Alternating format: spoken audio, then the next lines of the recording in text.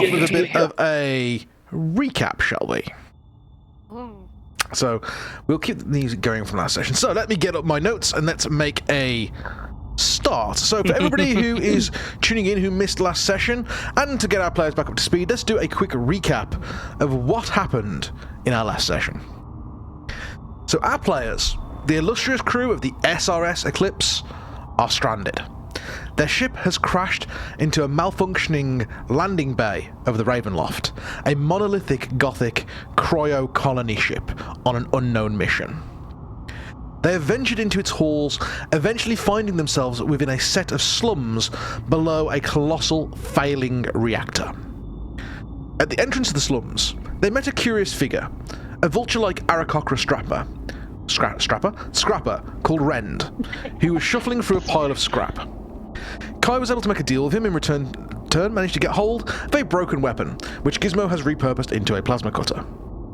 As they ventured deeper into the slums, they spotted strange graffiti on the walls, which Kai and Howle investigated, revealing several messages along the lines of "Death to the Reactor God." Whilst exploring, Howle became separated from the group, finding an abandoned slum room which appeared to have been inhabited by her brother Holt, with a card leading them to Bloodvine's bar, as well as a set of coordinates. The group then proceeded to visit the slum's marketplace, where they found crowds of people gathering to purchase radiation sickness medication, which Cass identified was extremely watered down. After analysing its structure, she managed to get the ingredients kind of list to make up a set of it back on the Eclipse in the medical bay. During this time, Gizmo also snuck to the front of the line disguised as a sickly crowd member and was injected with an unidentified purple liquid that seemed to have no initial effects. The group then proceeded to the Bloodvine bar, where they met Ismark Indorovich, a grizzled survivor and brother to the sector administrator, who revealed that people often come through the Hab block, lured in by the captain, and offered to get them registered with the administrator. Whilst in the bar, Gizmo was able to help repair Khan Flickersole, a malfunctioning Warforged bartender, and Kai approached Kryn Ashvale and her crew, who stated that they would be willing to part with vital information if Kai was willing to return their family ring lost within the Berez waste refinery, the same place that the coordinates Hal's brother had left behind were. Ismark then proceeded to introduce the group to Irina, his sister, and the ship's administrator, who registered them all with the ship's logs and agreed to get the crew back on their ship via the administrator elevators to the Tsar deck. As the group were leaving the admin office, however, they were confronted by the ship's captain, Strahd von Zorovich, a menacing figure who seemed to be one with the ship itself, his chest embedded with a strange, glowing crystalline artifact as he moved weightlessly through its halls. The group were gripped by terror as Strahd explained to Ismark that his father, Kalyan Indorovich, had died, but not before agreeing to have Strahd marry Irina.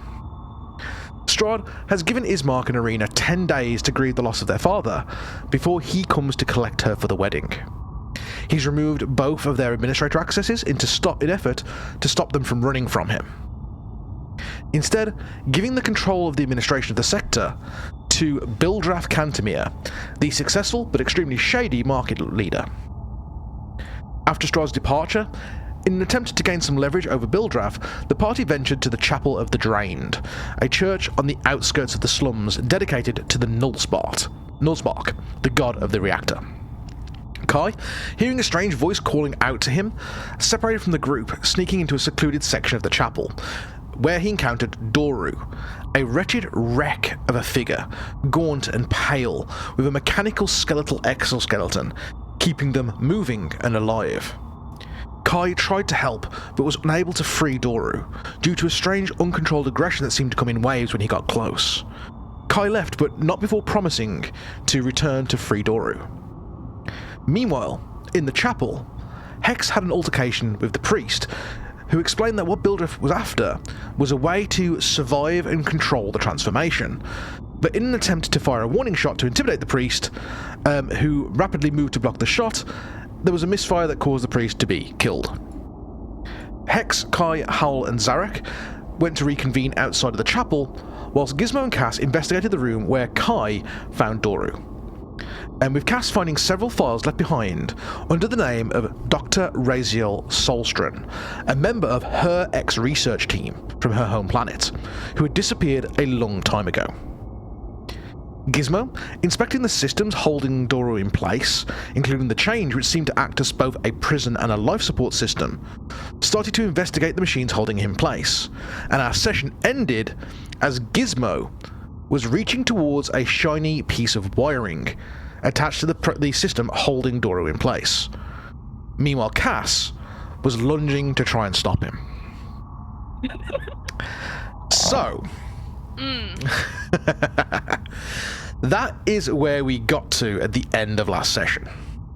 So, just to recap, Cass and Gizmo, what you are seeing in this room, so we'll start off with what's going on with you guys. You are seeing this gaunt figure, Doru, who we encountered previously, who is embedded with the same kind of crystalline energy that you had seen on Strahd. He is battered and broken, his limbs barely functioning, but connected to a metal exoskeleton that enables him to move almost jagged and very, very robotically, but with surprising speed when he tries to. His eyes have got a dim, glowing red light to them, and he's chained to the wall with these large chains containing several glyphs that hold him in place that seem to be used for pumping chemicals back and forth from the system. Fluids are transferring back and forth into his body, keeping him alive and sedated. And Gizmo, what were you reaching for? I was reaching for primarily the pipes with the runes on them. Okay.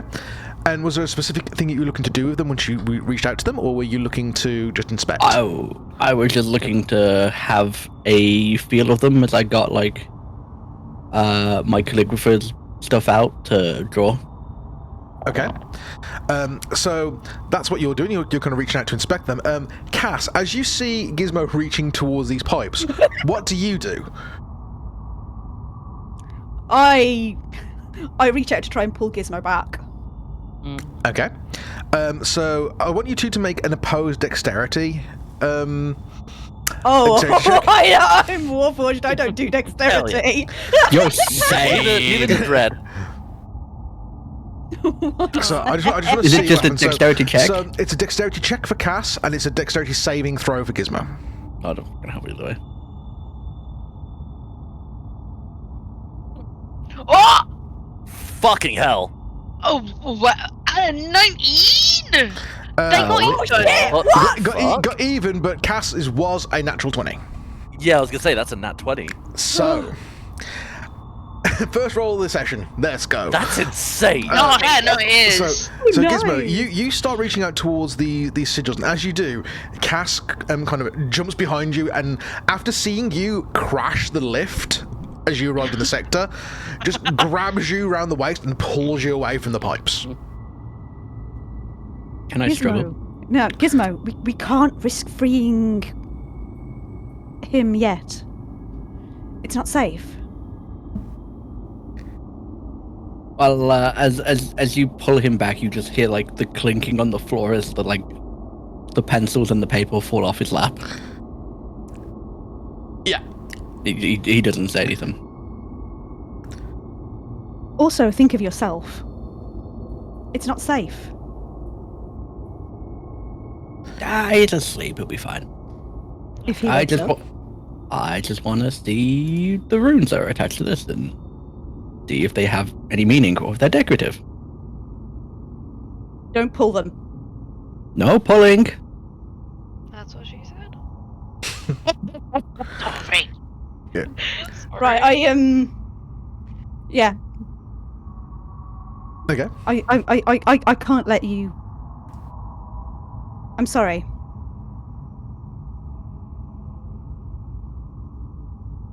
Your eyes, not your hands. I was going to draw them. Can you not do that from here? I didn't say that in character. That's my bad. Okay. I grumpily kind of like just wrench my way out of away from the hold and just go back to the scrap in the corner.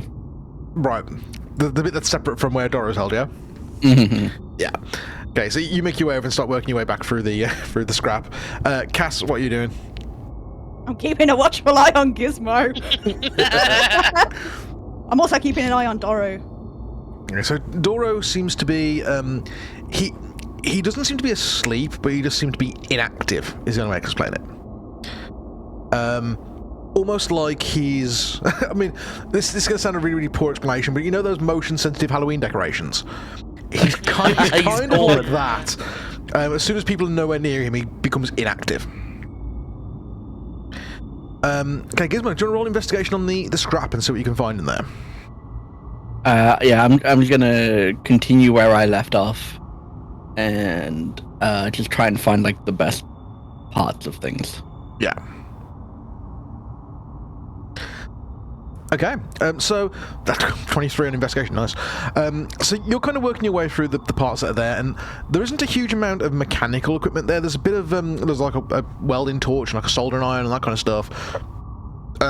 There is what looks to be like an in-progress piece that the priest must have been working on for Doro, which is a gauntlet.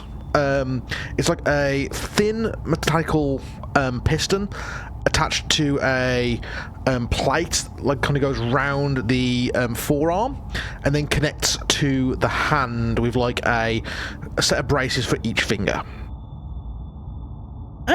I am going to pick that up and just start studying it.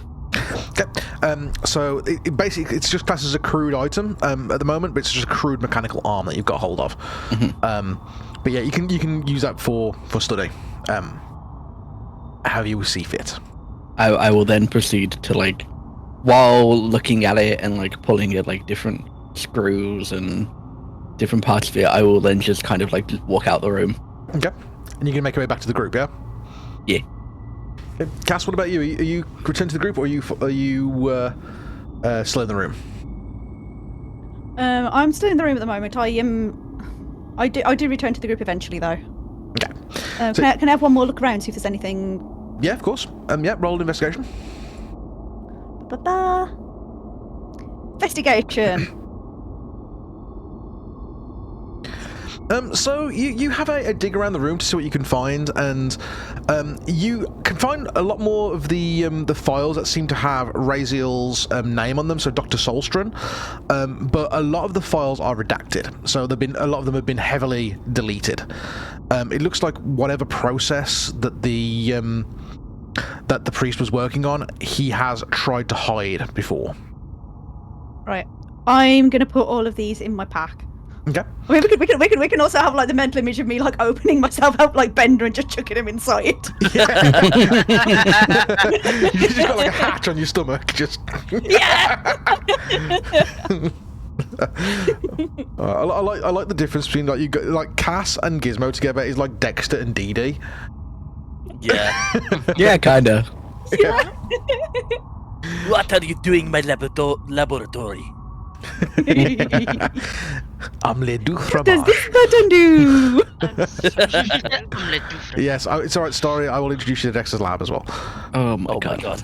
Oh my day. I mean, that one does kind of make sense because That that makes was sense. very like that's our like kid cartoon kind Yeah. of. Yeah, no, that's fair. Yeah. Yeah.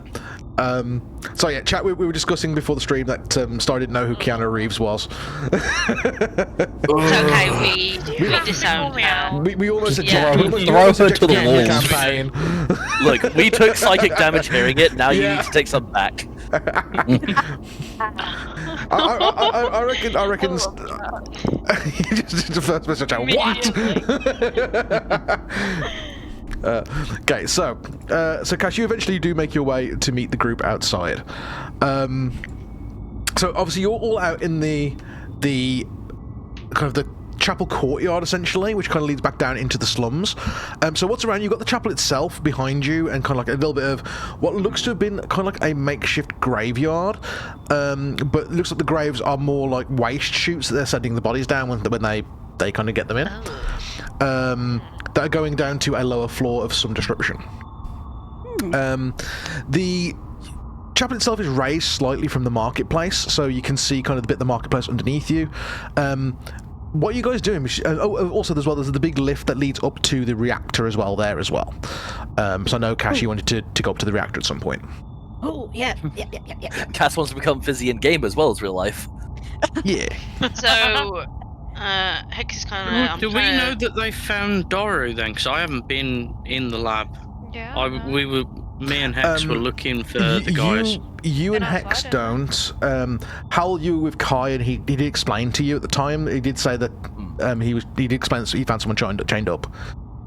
But Zarek and Hex, you wouldn't know.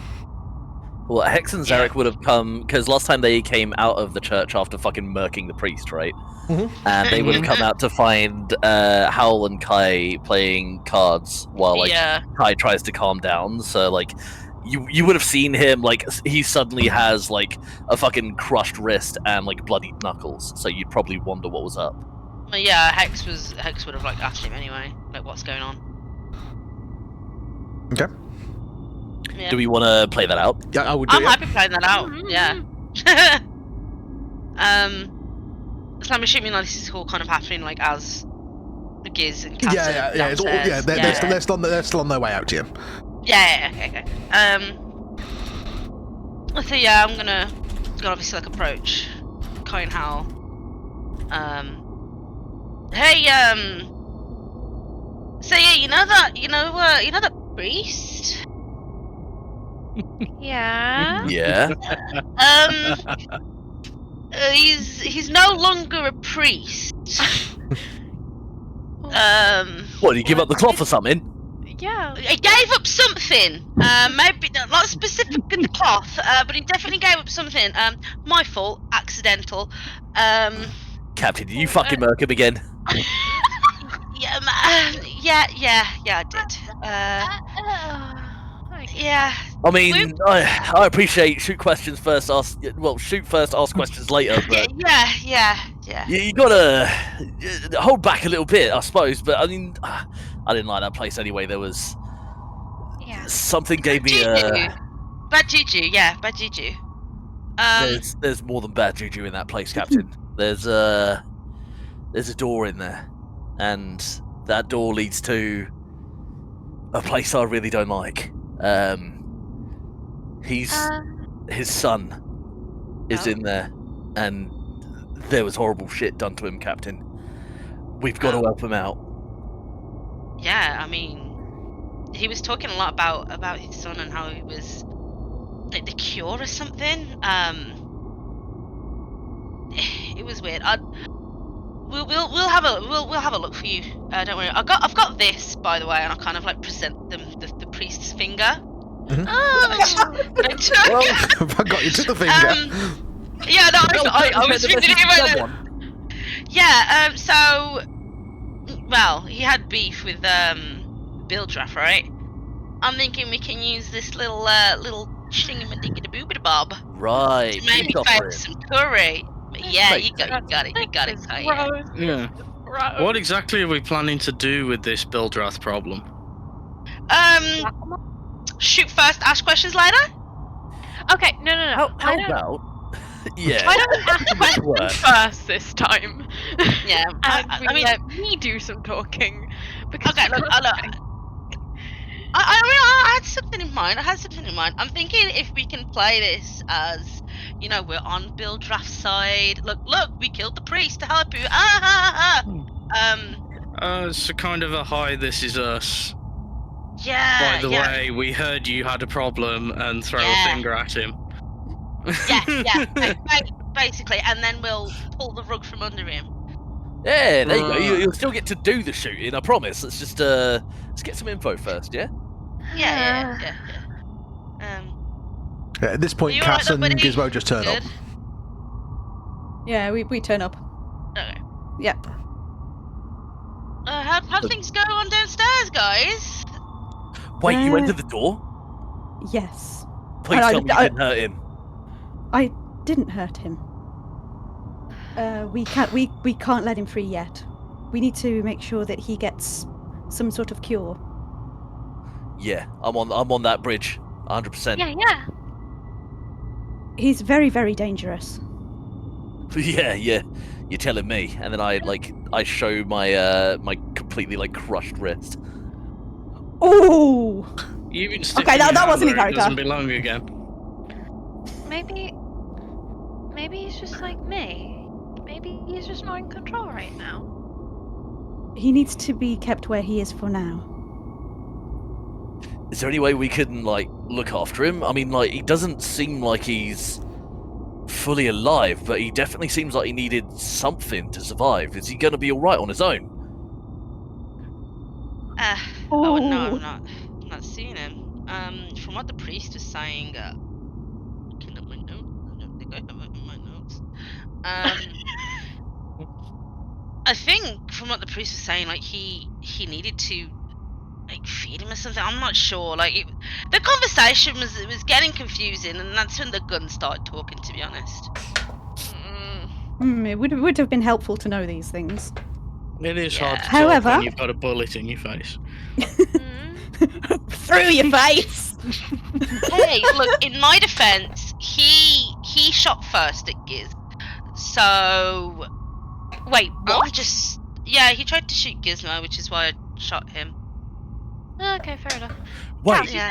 I have shoot read Gizmo. the notes. I've read the notes from the laboratory.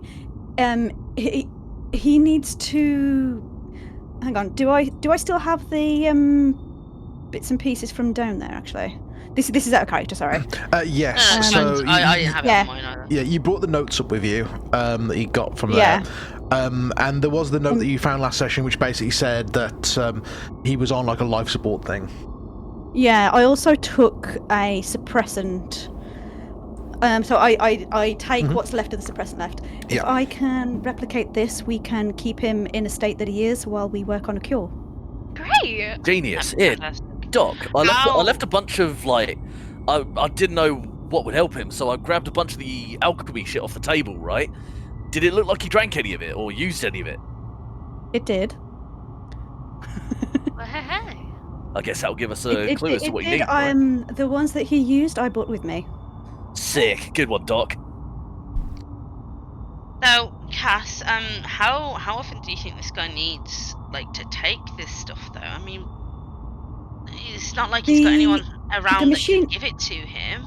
The machinery keeping him alive, I haven't seen anything quite like it. However, I'm sure that we can create this if I'm given the right materials. Okay.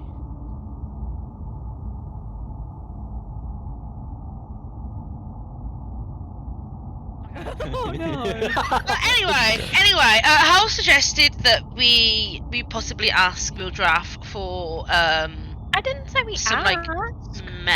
you know what I mean. And I turned around and I was like, let's not tell Gildraff about the kid because that's what he wants. Yeah. He wants the kid to basically be immortal, right? That's what I got from the priest. Yeah. And then I suggested, and I think you guys got out, and I was like, maybe if we go to the reactor, we might be able to find something there. Yes, Captain. I was going to ask. Well, I was going to say I'm going to the reactor. No, I know you wanted to go. Yeah, None of because us can go except Cass. exactly. Yeah. Yeah, Irina and Ismat mentioned that nobody living can get near the reactor, but Papa a Warforged could. Hey Giz, Mm? is there a way you can replicate this ring to give to Cass? And I show him the finger with the ring on it. Hello? I take the finger and I kind of just place it within the gauntlet that I'm already looking at, and then I start staring at the ring. Is it? Could I replicate it? I guess with your Scroungecraft, you could create an approximation. How long would it take to do that? It's an hour, isn't it? an hour. Scroungecraft. Yeah.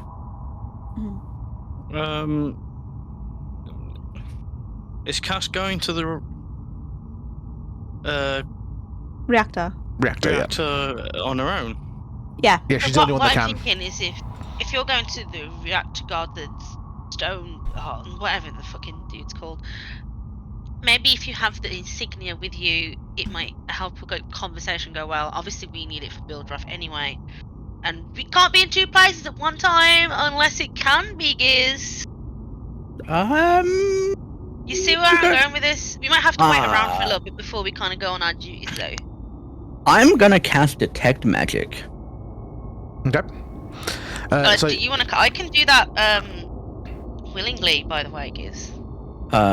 It's a ritual spell, so I can do it for free. Okay, cool. so you use your Detect Magic. The ring itself isn't inherently magical.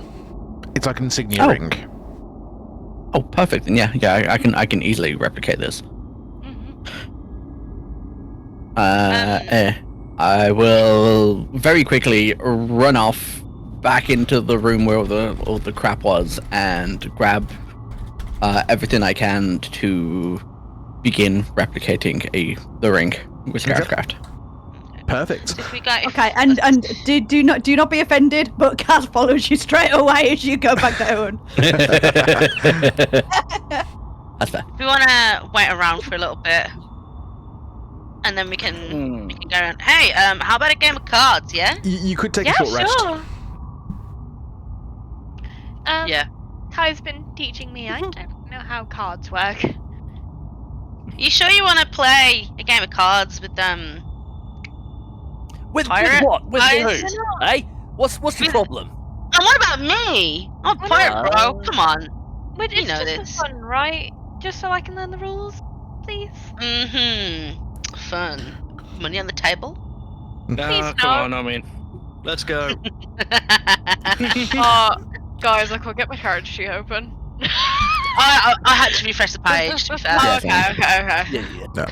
Oh my god, my heart just went full. So you guys, you all kind of make your way down to the lab where, well, not the lab, but like the area that you were there. You know, Cass, you make your way down with Gizmo. Everybody else, you make your way to where you were playing cards earlier, Howle and Kai, and you have a couple of games of cards. So what we'll do is we'll do some rolls. So what we'll do, if everybody does a D100 roll.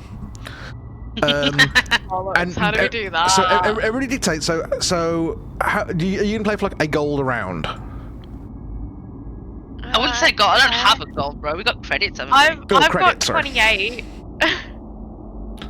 I rolled a 4 on a D100. I rolled Nice. 6. How do I do D100 again? There we go. As the yeah. I rolled 61. I rolled 48. Okay, so the first round of cards goes to Kai. Hell yeah. Okay, so the second round, are any of you betting on the second round? Oh. Yeah. Sure. Why not? I've got the money for it. Give me a sec.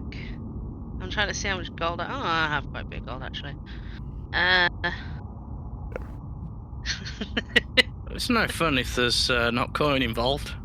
No, this is what I'm thinking now. Which bet? Hal just has no idea what's going on. She's just kind of like randomly doing some cards and assuming they work. Oh, fucking third level! Okay, fine. Okay. What were you gonna do? Nothing. Oh my god. Okay.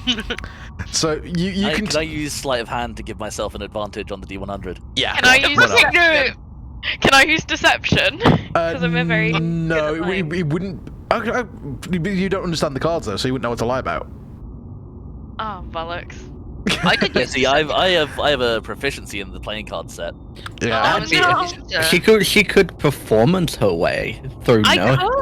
Yeah. Okay, are we gonna right. do a performance roll and am I gonna do an intimidation roll? Is that how Okay, it's gonna right. go? So okay, right. So this is how it's going to work. Kai's going to do sleight of hand and roll a D100 with advantage. Howle is going to perform to try and bluff her way out of the fact that she doesn't know what she's doing. Hex is then going to intimidate everybody. into folding, and if Zarek loses, he's going to flip the table with his strength check. That's how it works, right? Yeah. Wait, so How are we doing this? So, everybody roll your D100. Chat, this is peak on the fly DMing. That was good. Got 33. Okay, just wait, Did I we'll get go to through. roll again because 18. I sleight-handed? Yep, so Kai gets the second one. Oh, 61. Okay, so I think that's 76. Yeah, how wins with a Howle- hit. Howle wins. So you don't need to perform because you already are winning. But Hex can try to intimidate you into folding. I will roll against you. Fuck you. Yeah. Okay, sure. Yeah. Okay, let's go. It's intimidation versus. I guess it's intimidation versus insight. Would it be like a charisma saving throw? I was gonna say, is it charisma? Yeah, it's saving charisma. throw. Yeah, charisma saving. You yeah. know my proficiency stuff. Yeah, Does that apply to saving throws? Yeah, no, it does. well, your expertise does, yes. So I add another 6. So yeah, onto you it. get plus 12. Yeah. Holy Are you shit. sure you want to do this? Yeah, no, it's fine. I got plus 7.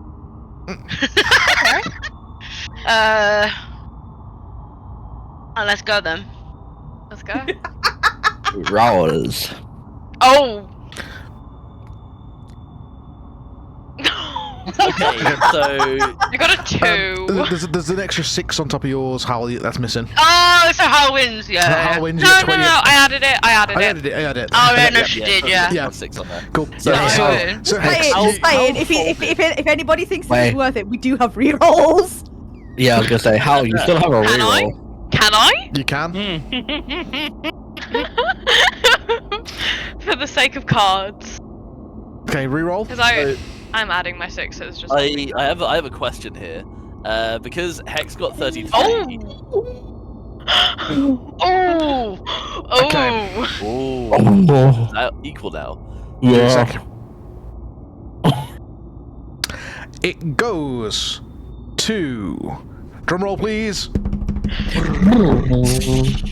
Hex. Ah! Okay, so now because Hex rolled a 33, Howle has folded and Howle got 81. Does that mean it has you have to intimidate every person into folding? Yeah, because I The was next one is Zarek. Yeah, you have to do Zarek one was the by next one. Yeah. Let's go. This is gonna go well. Gauntlet of intimidation. Meanwhile, Gizmo's in the background, just scrounging, crafting away, and making this this ring, and Cass is watching him like a hawk. If Can Zarek we loses share, like- here, Everything if very Zarek loses here, it might be all for fucking naught anyway because it's Oof. gonna be a strength check to flip the table if he has to fold. Yeah. Yeah. Right, Hex is just here you sure So that is it- card's is she- worth your Is she space on the ship? intimidating me next then? Yes. Yeah. Charisma Yeah. saving throw for you against the intimidation from Hex. Charisma save. Charisma save. Yeah. Yeah. It's not just a contested intimidation. Nope. Okay. Oh, How do I What? do Would it be? charisma save? I mean, Zarek's a There it very is. scary boy. That's the thing. Would you be able to try and intimidate back I and mean, make it a contest? Theoretically, you could do. Yeah. If you wanted to intimidate back instead, you could do that. Because that would be in Yeah, I'll character give that a for Zarek. go. Yeah. Intimidation. Whoever gets the highest wins. Go for it. alright then. It's an intimidation off. Go for the rolls. Oh no. Oh. Oh, that's not going to be Hex good. won. Hex won no. by a I lot. haven't even seen the roll yet. 23 to 5. Okay, so what I'm hearing is we never, ever, ever try and intimidate the captain. But wait, now because Zarek's lost, does that mean you want to try and flip the table? It's up to you if you want to try and flip the table, Zarek. Who's the table? On a ship, on a rock, or on the fucking Yeah, I'm plane? going to was- slam my I thought fist we were on onto the the floor. table and see how far it flies. Strength check first, please. Can we brace for impact? Is any of us gonna get hit by this? We'll see what happens when he hits the table. Has that done it? Oh, what's going on? Foundry's doing the refresh thing here. Yeah. Love that. It's probably because we've got a bit of an unstable connection. Yeah. Might be in the region because I was having unstable connection earlier. Remember? Yeah. Oh, that's stinky. not good. Mine's been off recently. there we go. Yeah. I think I've managed to fire that off. Yep. Oh, Okay. my computer's telling me I've got no internet access. You I do. do. Yeah, I think I do. 24. Yeah, okay, so Zarek, so Hex kind of leans forward and kind of gives you this stare of just stare straight into your soul. You look at your cards, you fold, you stand up, you raise your fists, and you just slam them both onto the table. There's a flicker of lightning as the table just shatters into 10 pieces. Holy shit. Cards go up in the air. The game is very clearly over, and as the smoke clears, Gizmo walks out holding this ring. What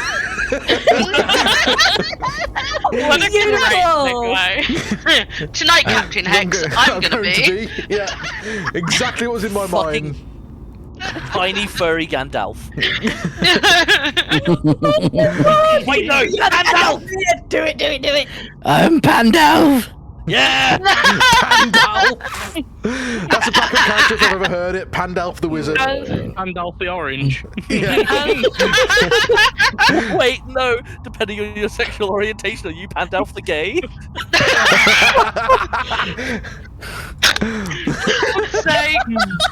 I love it. I fucking love If it. this isn't a TikTok clip, I don't know what is. This is definitely 100%. Don't Yeah, you worry. 100% Pandalf the Gay. Excuse me, darling. I arrive whenever I want. I am Pandalf the Gay. Thank you. I arrived exactly on time, on fleek. Sorry, my nails had to dry. He just comes out voguing. Oh man, I love it. Walking down the path like a runway. But I slay more than just goblins, darling.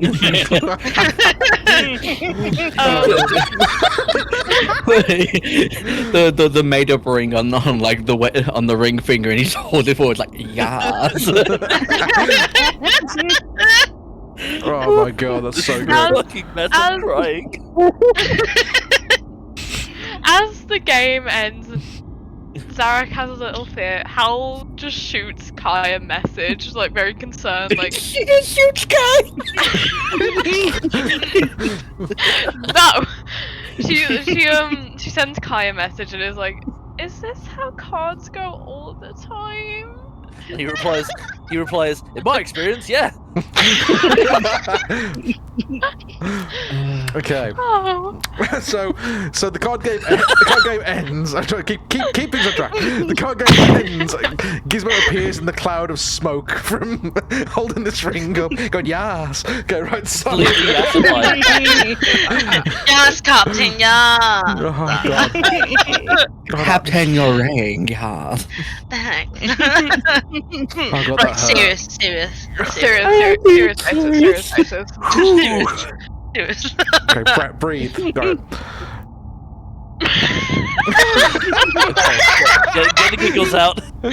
Giggle. Because do you know what I thought? You know that thing that British people do when we want to leave something and we go, right, and we stand up. Yeah. Like, Right with the knee slap. like with the fucking like, right, let's Right. go there. I will ask the fan artist for. I'm on it. We need art of Gizmo with the fucking I'm on it. giant lips and the fucking nails. Like, yeah. I am on it. If someone can send me that picture, because I can never find them, I will do it. Amazing. Oh god, that hurt. Okay, right. Serious back on.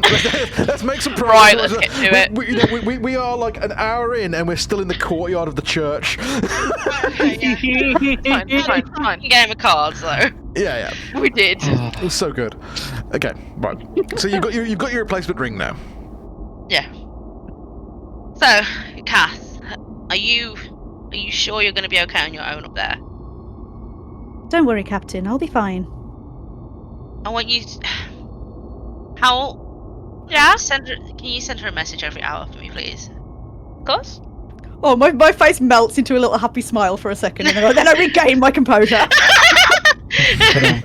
I know you can look after yourself, Cass. We're in uncharted territory here. Is DM, the- This is question. This is. Ooh. How long is the elevator ride?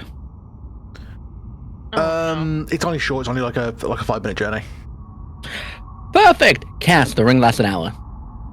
Oh, you'd be there now. Yeah. Okay, No, I we am still help. have about 2 hours until the shipment arrives as well. Yes. Yeah, I forgot about the shit. Okay, so I hold my ring. I hold my ring out. I hold with the ring of power. Hold my ring out. I It's not hold that kind of campaign. My pronouns today are he, him, whole. Okay. Okay, so I take the ring. Okay. Stop laughing! I take the ring gently. I pull the ring away and go, no, my precious.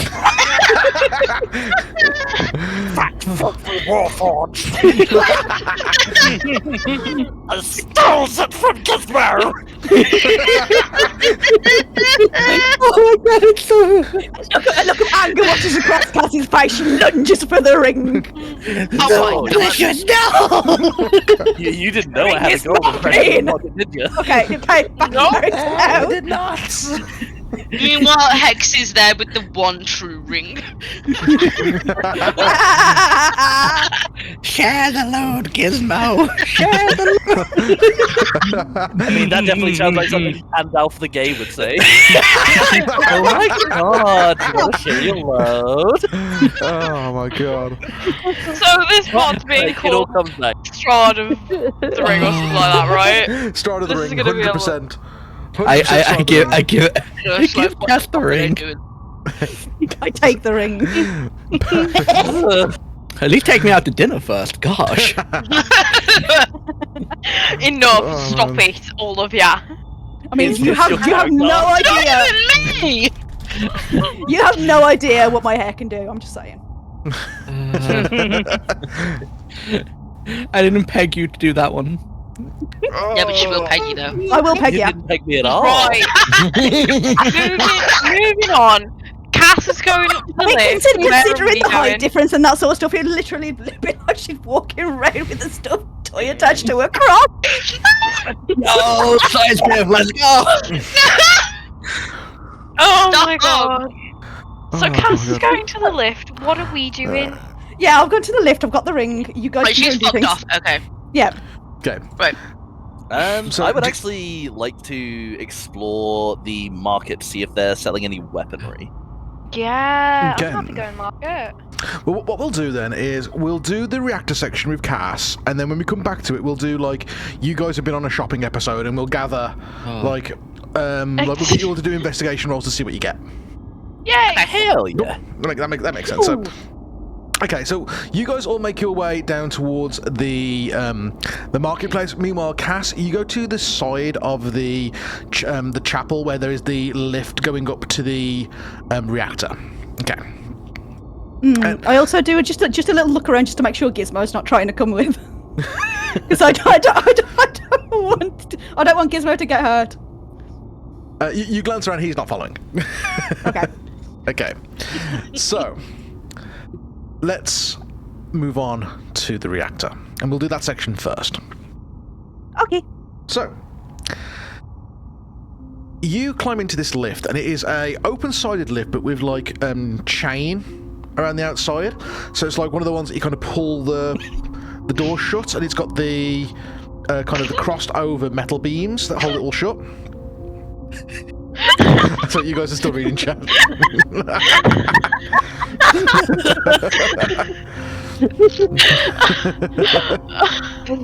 Okay, guys. I'm going on mute. Fuck all of you. Catch your composure. Serious section coming up. I'm muting. Okay. So, you got the kind of steel sided to the lifts, and you kind of pull them all closed, and you start ascending into the reactor. And the reactor is directly above, and there is a series of staircases that are leading up as well, but they seem to coil around the outside, moving really, really close to the central area, and they seem to be carved into the side of the metal. As the elevator ascends and it kind of goes inside the shielding, the air slowly grows heavier as the elevator ascends. It's thick with the acrid smell of burning circuits and the metallic tang of ionized gas. Overhead, broken lights are flickering fitfully, casting jagged shadows that seem to writhe with unnatural life. The occasional burst of sparks or the sudden clang of shifting machinery make it feel almost as if the reactor itself is resenting your intrusion. Twisted pipes and severed cables hang like intestines of a dying beast, dripping coolant that hisses on contact with exposed surfaces. The walls are a patchwork of rigged repairs and haphazard welds, with mismatched components barely holding the structure together. You can see scrawled warnings that have been written in faded paint or smeared blood, saying things like, "Do not ascend," "Core unstable," and "Turn back." On some of the floors, you can see what look like religious pilgrims slowly ascending the floors using these decrepit staircases that you can see kind of clearly moving up the inside of the reactor. They're very gaunt and showing very, very telltale signs of late-stage radiation poisoning. And the higher the lift gets, the more alien the environment becomes. Veins of pulsing energy snaking through the walls, radiating sick light with a faint rhythmic vibration that resonates with your frame. Strange organic growths are emerging from cracks in the metal with slimy black tendrils that are pulsing with unnatural life. At this height, no pilgrims are continuing their ascent, though you see the remains of a few. Skeletal remains sitting on exposed staircases, falling short of meeting their god by just a few flights of stairs. Time feels like it's beginning to drag as the lift comes into the hall of the main chamber, its chain-link doors clanking open into a huge room. A cavernous chamber, dimly lit by the intermittent flicker of a failing fluorescent light, with an eerie, pulsating glow of exposed power conduits, jagged tears in the walls revealing nests of tangled wires and sparking circuits, dripping with condensation from overhead pipes, and leaking a vicious fluorescent green coolant. The air is thick with a mix of a metallic tang and smoke and the faint hum of machinery on the verge of collapse.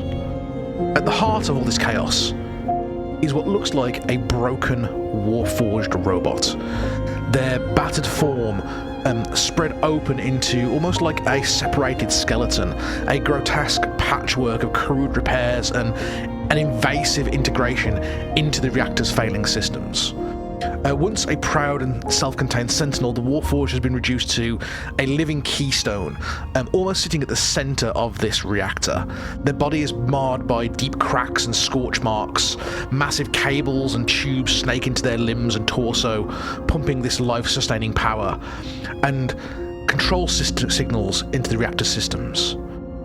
Inside the Warforged's chest, jutting grotesquely from it, is the cracking, humming sphere of unstable plasma energy, the remains of the reactor core, casting ominous shadows across the room and pulsing erratically, held in place by makeshift clamps formed and welded from the Warforged frame.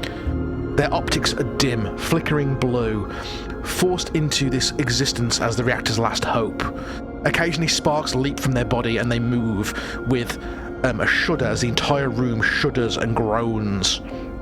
Shards of broken equipment and abandoned tools litter the floors, and faded warning signs in alien languages sit on the walls, smeared with soot and grime. In the corners, remnants of maintenance droids and former workers lie forgotten. There remains silent witnesses to the grim pact that's keeping the reactor alive. The whole scene is an unsettling blend of despair and defiance, a chilling testament to a survival of this reactor. And as you enter, you hear a voice begin to echo. Welcome, Cassiopea Novus, Ghost of Nocturne. I have been expecting you.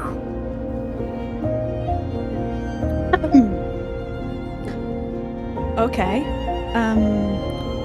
I stride in confidently. You know my name. I know many things. And you can see that the voice is emanating from the whole room, but as he talks, you can see the blue lights that are kind of emanating from the core light up in the Warforged face. He himself is unmoving, but his eyes and his jaws light up as he speaks. And I know of you. I assume you're one of Raziel's. I am one of many, but Raziel did help. Okay, I walk in closer. Can I do a perception check? You can, yes.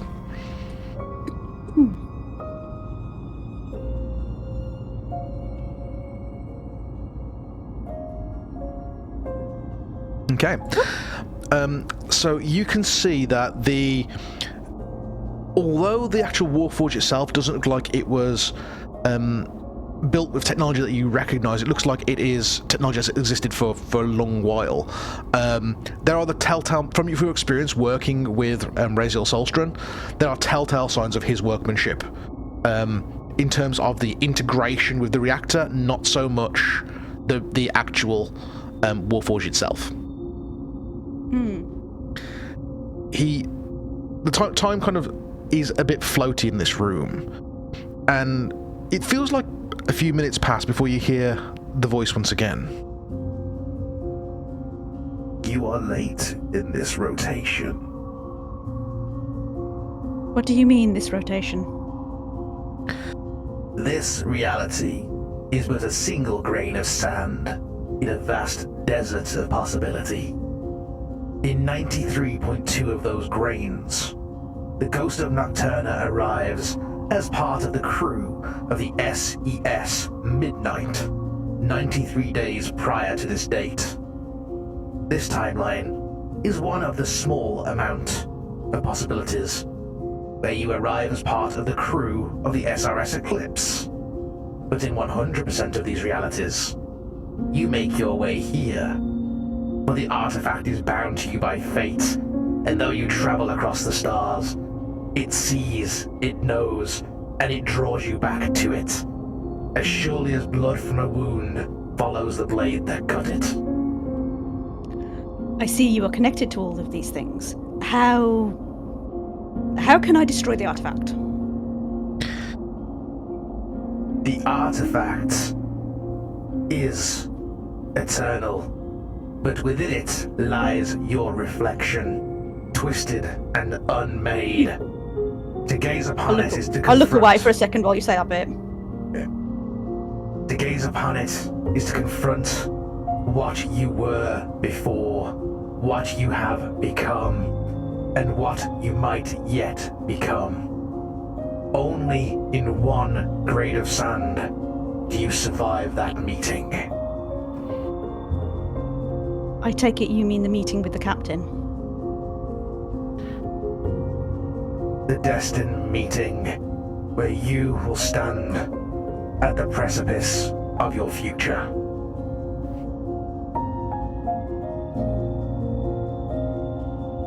So I take the ring out. I have some unfortunate news about your priest. A few seconds pass. The priest is of no concern. He died. I was curious where do you not get any powers from them at all? They worship you. I am no god, although they see me as such. I am just a protector. Without me, this reactor would have blown hundreds of years ago. Solstran attached me to this reactor 237 years ago. Without me, this entire district would be ash. Your sacrifice is appreciated by all It of was them. I can necessary. And the priest is of no consequence. He died to a blast, like he does in every rotation of time. tell. Okay, I throw the ring away. It's of no consequence.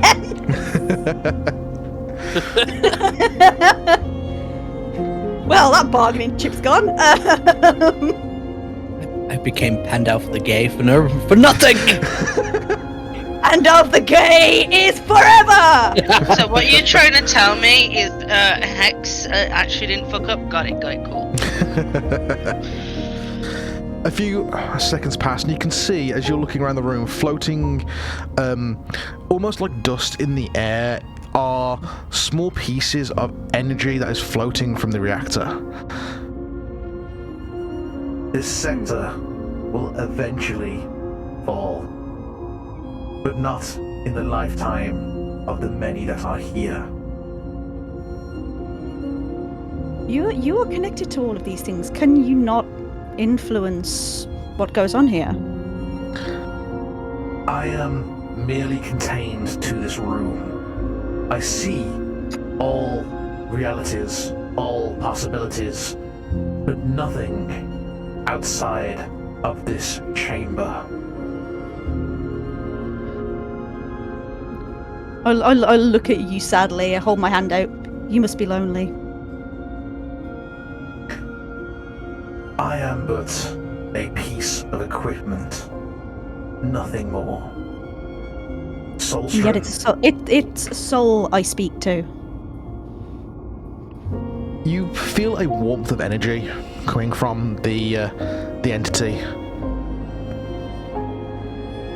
I had a soul and dreams once. They were removed from me. They were removed so I could serve a purpose. Right. Yeah, I'm looking very sad at that point.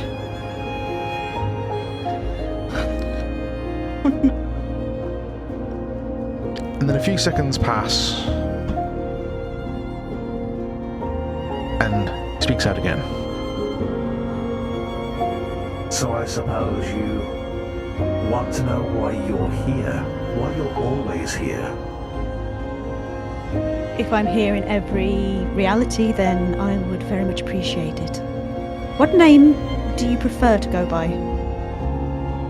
They call me the Null Spark. It is the name I would that- appreciate. Sorry, go on. What name do you prefer to go by? A few seconds pass as it ponders. He goes, The name I once had has become lost to me. Spark, you are vital and you are important. Again, you feel the warmth energy come off it as it says, Thank you. I appreciate it. Let me reveal the real reason why you were real reason why you're right here. Hey, give me that raisin! I'm now going to leave this planet for no reason. okay. From the ashes of your world comes a herald of its destruction. They wear the face of a savior, but their hands will burn with ruin. To follow them is to court annihilation, but to deny them is to betray yourself. My master is long gone, no longer aboard this ship, although he continues to live, as do all the ghosts of Nocturna. Whether the others are here aboard the ship, I do not know, as within all timelines, you are the only one to visit my chamber. They have been here all this time and they never spoke with you. I'm sorry. It is as it should be. Only your crew, your friends, are of consequence. For one day soon, a melody of silence will hum through the black, and its cadence will twist the soul. One amongst your friends will sing the final verse, and the silence will consume them. In the shadows of eternity, a path will fracture, a moment lost to history will resurface, and its ripples may drown what hopes remain. Life shall feed the lifeless, gears shall grind to the beat of a heart, and the machine will call for a sacrifice, and it will not be denied. It will. I will prevent this. They will not take my family. Then I wish you well, and I wish you luck. Can I get close enough to for a hug? You can, yes. Okay, I reach out. I reach out and give them a massive hug. You put your arms around them, and the voice echoes once more. There are those aboard this ship that will help you, although they seem like foes. Seek out Ava. Ava. I note this. I note it down on my little notepad. She will guide your way. I'm still hugging them, like writing behind the back. The voice comes out one more time. There are also those that will seek to stand in your way. Your captain holds the key to step past them. Captain Hex. Thank you so much for your help, Nullspark.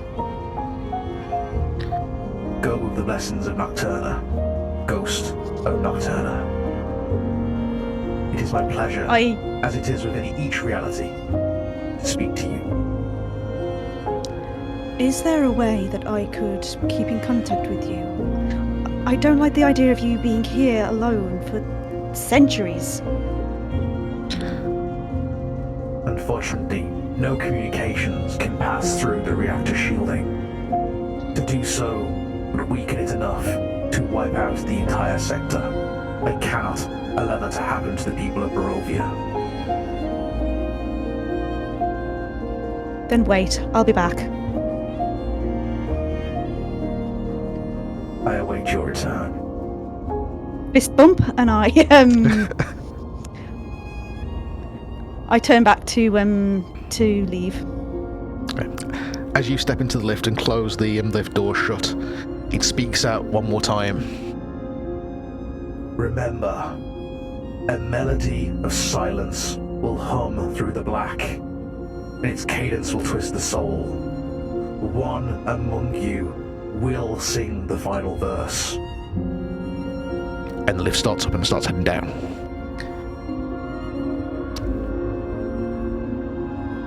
And that's the end of that scene. So I'm crying. A wire suddenly disappears from the elevator. What are you fucking doing, Gizmo? I swear to God! I swear to the Nullspark! I'm assuming it's been like an hour. Yeah, you guys have been exploring the marketplace where this has all been going on. So yeah, Howle's gonna ping Cass a message. Yeah. Okay. What do you say? We're just chilling in the market if you ever get done. How are ya? Okay, it comes through to you right as the lift starts descending, almost like it was garbled trying to get to you initially, and you receive it right as the lift starts descending. So, actually, a few minutes pass before you get a response, Howle. You can visibly see panic, because usually Pure it's back and anxiety. forth immediately. Yeah. And it's like, oh. Uh-oh.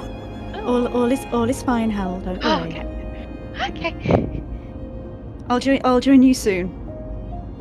And for the first time since you've known her voice sounds shaky. Again, one more message, just being like, Alright. If you need anything, I'm here. Same, always. Hal's just gonna thumbs up, Cass is on her way. Okay. I don't know why, but I saw like in anime and you get the the sparkles, just like thumbs up and sparkles all around. Yeah. That's exactly what it is, right? No, Howle is just an anime character. Yeah, yeah. He is the Penny Parker to all of your Spider-Man. While all this was going on, by the way, I cooked a meme that I want you guys to see.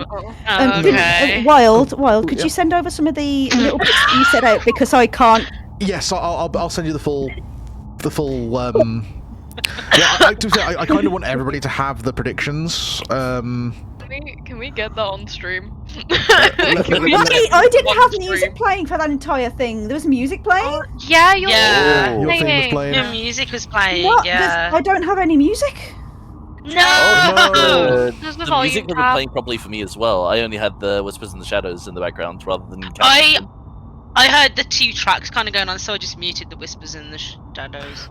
It must be because of the connection thing. Is anything? I can't hear any music at all. There should be Like ambience. anything. I don't hear anything. I have all my stuff. Am I the only one Wait, without I'm gonna scuff refresh. this week? Oh, I'm gonna refresh. Oh man. Oh, Well, as long as it's on the stream, that's the main part. Yeah. oh, damn. Wait, Oh, I've been kicked out of Foundry. That would be why. They'll do it. Wait. Ello, is that literally your shirt? I think that's Yeah. the quote, yeah. Yeah, Also, that's you where can- the quote's from. Oh, I The didn't even, throat? Buy our shirts at D&D merch. I didn't realize that was actually the quote that you have attributed to yourself. Holy shit! I went to the fucking, Right, It's Always Sunny meme. Scuff. I can't get back into the game. Okay. On the browser bar, Yeah. it will say like /game. Delete the /game. From that, and then press enter, and it should like. Okay, it's logging again. Oh, thank you. It's literally just loaded up as you said that, but thank you. I will Yeah. know for next time if it plays up. Thank Cool. you so much. No problem. I've just sent you as well, Tony. You should see. And actually, I'll send this to everybody just so that you guys have got it. Actually, I don't know, send it to everybody or just Tiny. I think just Tiny actually. It's tiny. It's tiny. Yeah. Yeah, you should have a thing that's just popped up just called North Box Predictions, Mm. and that gives you all the predictions. Oh, thank you so much. No worries. Yeah, Bart I wasn't spikes. crying. You were crying. Yeah. So. Yeah, why did it have to be singing songs? That's my thing. Oh, Yeah, that's what she's like. You are not taking my But the family. captain holds the key. Don't even. I'm gonna have to pretend I don't know this information. For real. I am the rogue. I'm Yeah. hiding from shit like this. I'm very good at zoning out during massive long speeches, so I just kind of honestly trailed off and I started I was mental flips. busy Okay. looking at the end of the gay. those- are those, it's good for you right. guys. You guys don't need to know this information, so. Yeah, no. Oh, fair enough. Yeah, no, I zone out a bit too easily. You only need to know what Cash shares with you, which is good. Yeah. So, you guys have been exploring the marketplace. So, what are each of you looking for in the marketplace? Ranged weaponry. Ranged Literally weaponry. anything. I'm for it. looking for some guns. Maybe some extra belts. And maybe some rings. Maybe some jewelry, yeah. Maybe have some like earrings. If you can find some raisins. I'll tell you what I'll do. I'm thinking. So you work your way around the marketplace. It's kind of like a big black market. So all those different stalls. The central store of which is obviously build drafts. And as you're kind of exploring around, there are 6 items of note that you guys find as you're kind of going around. You can decide with each of them if you want these items or not, and if you do want these items, then you can obviously decide which of you get the item as well. Hell yeah. So, there is a scrap-forged plasma pistol. That's going to heck. That's going to whatever, yeah. X already got 2 pistols. I want a pistol. 3 actually. A rust-edged chain Oh, I thought you were blade. just pleased to see me. Yeah. So a rust edge chain blade is basically one of the chainsaw swords from 40k. There is a. Sorry. I was gonna ask, like, what kind of like weapon and archetype does this come to? Like these. It things? is basically a short sword. Right. Okay. There is a slug thrower rifle, which is just a rifle. There is a pack of 6 blackout grenades. And there is a synthetic retina upgrader. What's that? Oh. Aye. That do. It enables you to enables creatures that don't have true sight, so the ones that can see perfectly through like magical darkness. It enables you to have true sight to be able to see in all conditions. However, whenever you use it, it may malfunction and cause you to hallucinate. Sick. Fun. I'm gonna send you a DM because I have a question about that. Okay. Oh. I can guess what the question's going to be, but go for it. Yeah. How much is the rifle? So the rifle is 4 credits. Oh. Sure. I am very interested in both the pistol and the sword, but mainly the pistol. Okay. I'm interested in the rifle. So let me get I'm my. interested in the eyeballs. Because I've Okay. got like short range weapons. I don't have anything long range. Okay, because they don't use a huge amount of credits down here, so that everything's like relatively cheap. Because most of the things are like. I'm guessing Scrap it means forge. they're kind of shit though as well. Yeah. Yeah, I'm guessing they're like base weapons kind of thing. I'll I'm send you the DM, by the way. Yeah.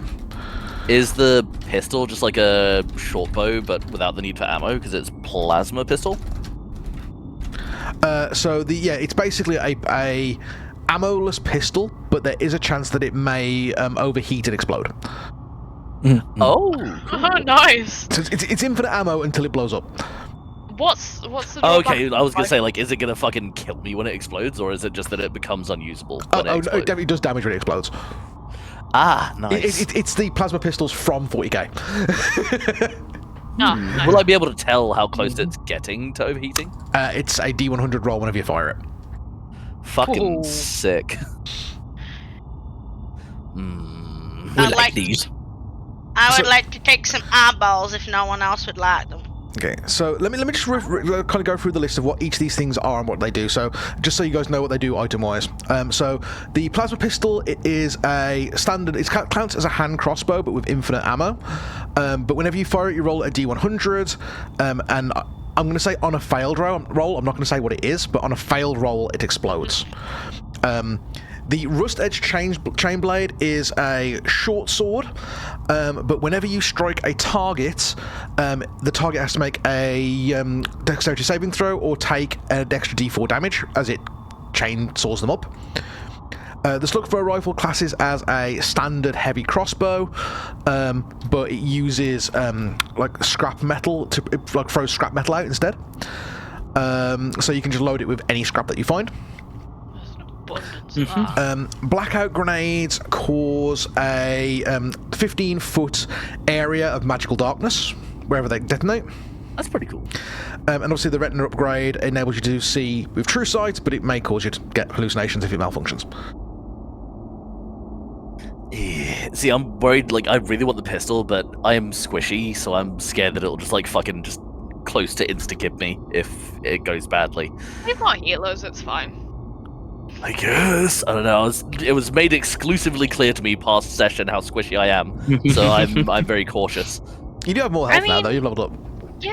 Yeah, I mean, Yes, but I don't know. A pistol exploding in my face ain't gonna go well, I mean, just for now. especially if we're like, mid-combat where I would be using the pistol. I'm sure we'll get like better weapons later. Like this could just be we do this for now. Does anyone have bagsies on the rust-edged one at all? Because I might go for that, and then also the pistol if nobody else wants it. go for it, man. Go for it. I was thinking of looking around for range weapons in the form of like a javelin or extra hand axes or something like that I can throw at things? So there isn't any in the marketplace. So out of all the stores you've been to, these are the only things that look like they have functional equipment. Everything else looks like really scrapped together. Antiques. Yeah. From the little bits of scraps of conversations that you have with people whilst you're doing this, it looks like pretty much all of the like decent stuff goes to Bildrath's store. Right. So we'll probably get some cool little upgrades once we do the thing there. How much would both of the pistol and sword be? The plasma pistol is only 1 credit. Okay. Whereas the rusted chain blade is 3. Okay, I'll buy both of those then. If there's no arguments for anybody. Anyone got dibs on the rifle? Yep. The slugbow rifle is 4 credits. Is there any drawback for using it? So you can use anything as ammo. It just counts, like I said, counts as a heavy crossbow. The only drawback from using it is it does take a bonus action. Sorry, does take a full action to reload rather than a bonus action. Yeah, I'm fine with that. Okay. I have subtracted 4 from my credits. Would you be able to give me them items, pretty please? Yep. I have also subtracted 4. What I will do is I'll throw the base item that they replicate into your inventory, and we'll just I'll update them after the session. Gotcha. So let me just grab those. I need items. Thank you, sir. Expanded To items. be fair, I don't see Howle using this very often, but it's nice to have on hand, you know, if we ever need to be far away from something. So you have a standard hand crossbow, which is your pistol. Let me just get that out. Get these out into Kai's inventory hand crossbow. And you also have the... Well, you already have a short sword in your inventory, but you have the other short sword. The funky. Now I have the cooler short sword. Yeah. Yeah, it's basically a not a short sword of vengeance. Which one is it? It's it's not Frostbrand. Is it Flame Tongue? I can't remember. It is like a set magic item. I can't remember which one it is. So I'll just put a normal short sword in your inventory for the time being. And then Howle, you wanted the slug launcher. So that is a heavy crossbow. To be fair, I thought you meant it fired actual slugs at first. No. Okay. I'm just firing slugs at people. Yeah, and Ella, you wanted the retina upgrade, right? I want my eyeballs. Okay. I've just seen Ron Weasley with all the slugs. Why couldn't it be full of the butterflies? Why couldn't it follow the butterflies? So your retina upgrade, you have the item obviously to use, but because of your integration with Grimjack, it will need to be integrated into your cybernetics by Grimjack at the eclipse. Bollocks, I'm encumbered. Of course you are. You have 0 strength. Can someone carry this for me? Oh my god! Like, hey guys, I really want this gun. Zarek, it's too heavy. I do like the fact that that crossbow is a quarter of your strength allowance because of how weak you are strength-wise. Shut up! Meanwhile, Zarek's there with 7 times your carrying capacity. No! You have a carrying capacity of 60 before you get encumbered. Zarek's is 300. Okay, it's not 7, you dickhead. It's probably 5. No, it's 4. It is 4 times. 4 times. Many more. Mine's 255. Yeah. Mine's You need 75. me to carry you as well.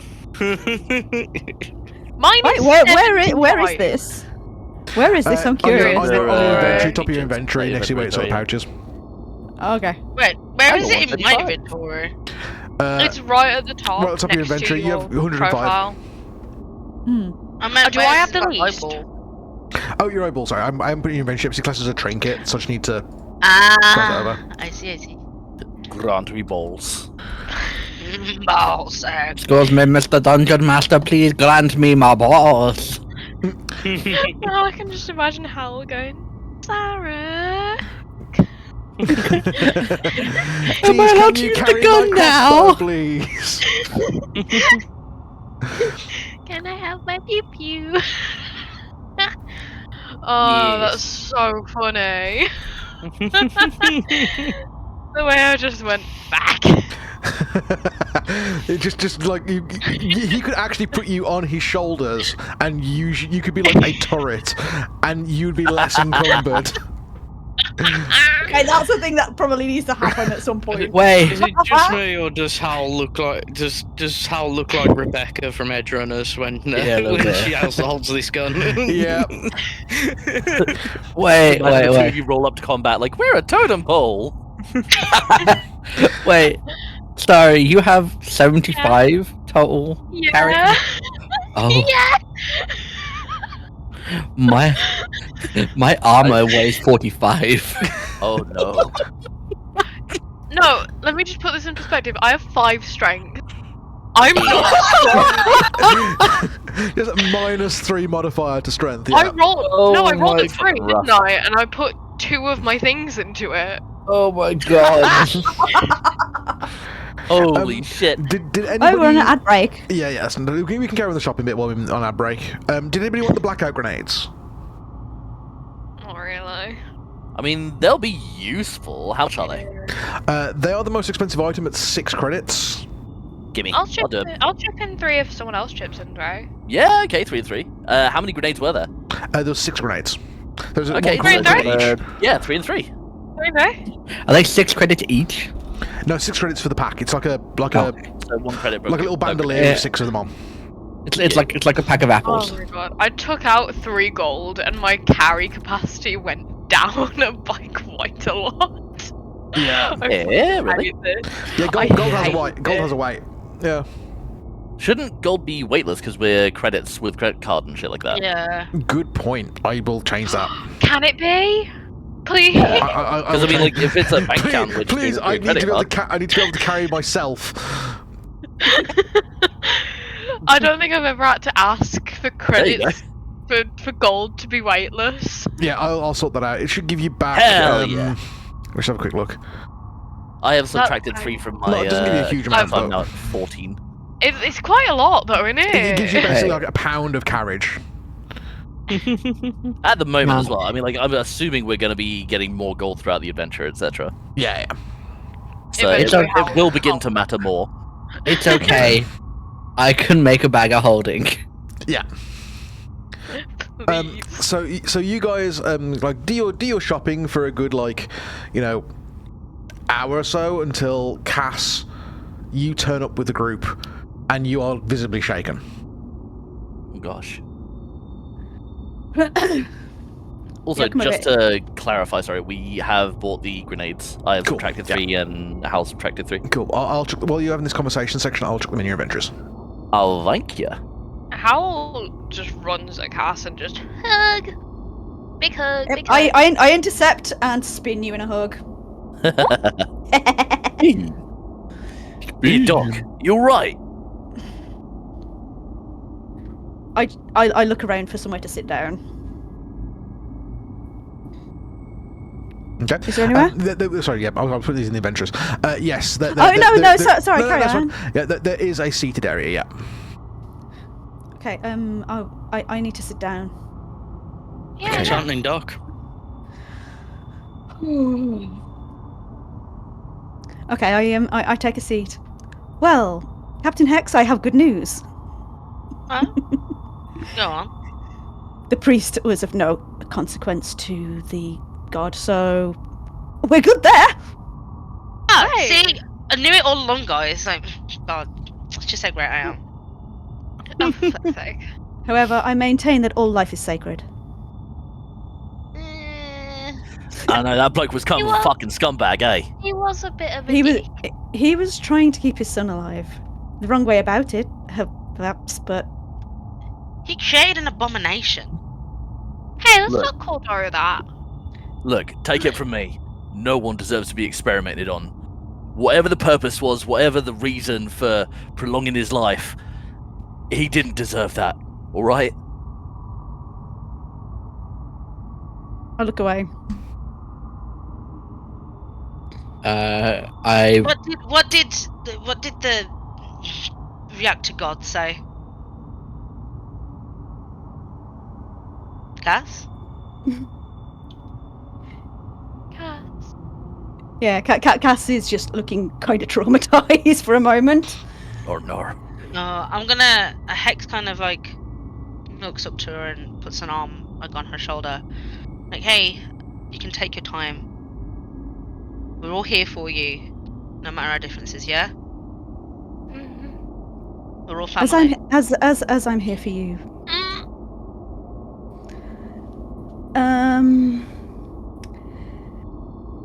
That poor fellow has been there for around 250 years. Oh, Jesus. Poor guy. And not within this lifetime, but perhaps within the next generation, it will fail. We can do something. We can stop it. Exactly, that is exactly what I said. I mean, maybe we can convince maybe the captain himself.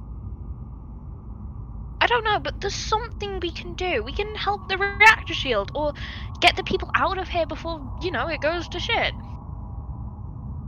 I'm not sure if evacuating would help. From the sounds of it, it's not great in the other sectors either. Having a bunch of refugees is just going to cause more food shortage in other places, putting other people's lives at risk. I've seen it before. We have to fix the core itself if we're going to help them. Then we can do that. Yeah. Plus, if Beldrith just keeps stripping shielding off the reactor, then no one's ever going to get better. It's not like there's a lack of scrap around here. Surprising, really, considering the whole place is For real. scrap. If we get Arena back in charge, maybe that'll kickstart things. Yeah, one step at a time, I think. One step at a time. Did the big reactor lad say anything else to you? Sorry, I'm just rereading the null sparks. Yeah, no worries. That's understandable. Yeah, there's a lot of information there, sorry. Yeah, it's cool. The null spark is connected to every reality. Right. And apparently I'm drawn here every single time. And it's up to us to save these people. Figured that one out. That's a big responsibility. Yeah, no pressure. For a Not scrap that big. ship. How? Break it down. We've helped people before. They say anything different. We've helped people before, we've also lost people before, Howle. As much as I want to help these people, my first priority is making sure we get out alive. We won't make the same mistakes. We'll stay near each other.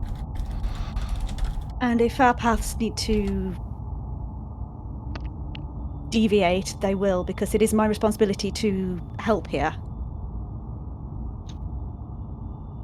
So Then what y'all are we'll saying study. is, you're not gonna leave, even if I tell you to. Sorry, Captain. Sorry, Captain.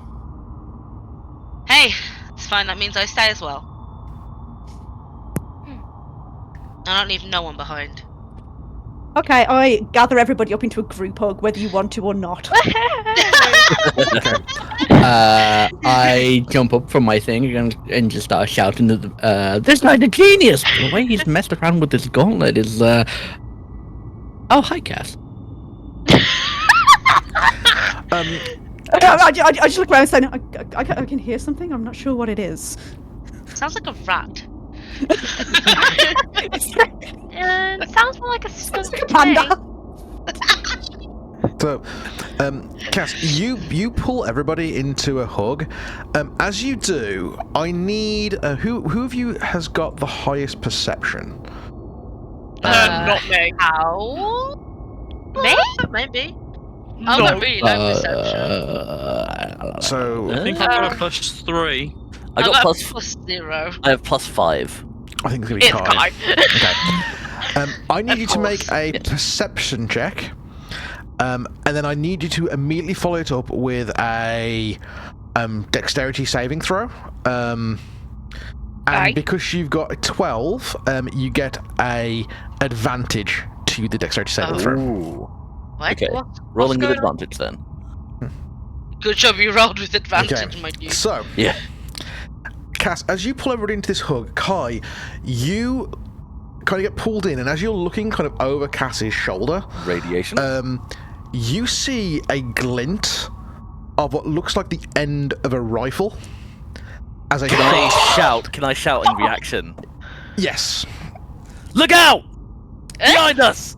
And We hit with the deck? With your dexterity, you pull everybody out of the way, and I need you all to roll initiative. Oh shit! Combat! Let's go!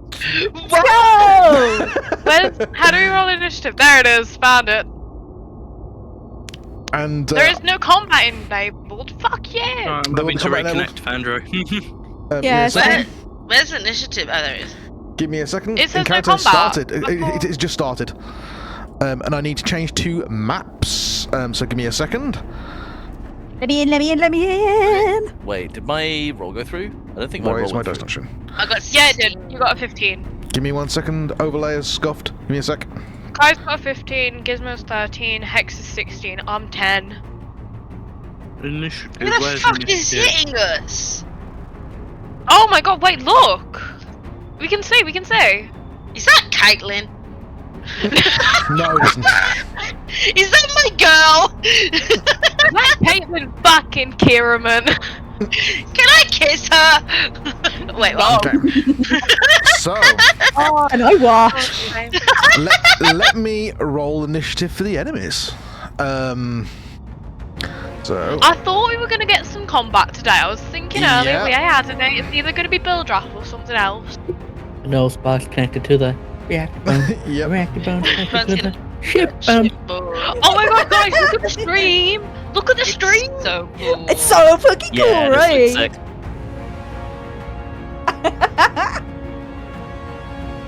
Okay. Also, I got a realised 14. My Oh, accent no. is so bad today. Yeah. It is. It's been a strong one today, Star. Howle. So- Howle. Okay. I'm just gonna move this over here so I can just see things moving. Yeah, So, combat music. I can't hear Oh, any that's music cool. at all. I Check can your hear it. audio tab. It's really loud though. I'll turn down a little I bit. can't hear anything. That's weird. You may need to refresh. I've refreshed. Okay. I'm trying Uh, to fucking. I'm not sure. I don't know if I'll be able to sort it out. Tony, can we sort it out for next time? Yeah, no worries. Yeah. It's going to be something stupid that I've overlooked. Most likely. Possibly. Okay, now Cross. can, I'm gonna hit the begin combat button, and we now Wait. have. Combat encounters? Okay, so Scavengers? yeah, a These scavenger. ones I'm not mates with. So, Wait. so from where you are, you hear the sound of a scavenger shout out just across the entire area. Just goes, "They've moved into the open," and you see where kind of Kai is across the whole, like area. There is a building which has got a raised area, and you see a figure wearing a kind of gas mask and a brown cloak move to the front of that area, and they are going to take a shot with a light crossbow, and they're going to take a shot at Kai, who is the closest target. Fuck. Bollocks. If he decides he wants to let me roll it. Would my prepared action from ages ago still count? Of seeing any offensive life forms as instinctively trying to hide? No, not at this point. No, it's been too long. Okay, fair enough. That's a 12 to hit. Does that hit through your AC? No, I have 16. Okay, so this shot comes from this this blaster rifle. It just goes straight away past you and just misses you by an inch. Okay, we go to the next encounter, which is the next scavenger. So this is the one that is directly on the building. So this is here. If I just make a marker for it for the stream, this is the guy here. They are going to jump down the side of the building here, and they rush towards Cass, and they're going to take a swipe at Cass. Okay. So they are wielding this kind of scrap scimitar. As they move forward, you can see that they've got this kind of broken reactor shielding folded into kind of these pauldrons that they've made, and they've got this scimitar that seems to be burning down the one side, like it's lit with a kind of neon energy, where they're in this kind of brown kind of scrapped together cloak as they charge forward with this this blade, and they are going to make an attack at you. That would be a 20 to hit. Oh, hey, they hit me. I hit you. Okay, we'll roll the damage. Oh no. That is 5 points of slashing damage, which you are. So you take half of your resistance, your Warforged, so you take 3 points of slashing damage. Okay. Okay. Next action. That is this guy. So this guy jumps down here and runs up behind where Gizmo is. And he's also going to make an attack. He's going to make an attack with his scimitar as well. So this is a kind of curved sword made out of scrap. And he's going to swing. That'd be a 13 to hit. Yeah, it just hits. It just hits, yeah. Okay, damage. That would be 4 points of slashing damage. Cool. Okay, next combat action, we go to Hex. Has my initiative... hold on, guys. Has my initiative actually rolled? Yes, you got 14. Yeah. Foundry's horrifically laggy for me at the minute. Oh, that's weird. Have a refresh. Yeah, it needs to I've refresh to tried have all that. the crashes. It's probably because I had the crashes earlier. I might need to restart Foundry, but I don't really want to do that mid-combat. Yeah. No, that's fine. So, Hex, it is your turn in combat. What are you doing? Is there like a way up onto this roof where this scavenger is? The one closest to me. You would be able to get up there. It'd be so it's 5 foot to move and it's 10 foot to climb. So Okay, yeah. you have just enough movement to get up there. Yeah. Yeah. I'll need to move you because it's got an impassable wall. Okay, cool. So, there you go. Okay, I want to kind of use. Oh god, I want to kind of find my thing. I want to use booming blade on her, with like kind of whip her with my tail. Okay. To also try and knock her off the roof as well. Does that make sense? Okie dokie. Yeah. So you do for booming blade. It's just your standard attack with your weapon. Yeah. Yep. I can't find it. Where is it? You use your actual weapon, so you use your so booming blade automatically applies on your weapon attack. So you want to use booming blade into chat, and then you want to attack with your whip.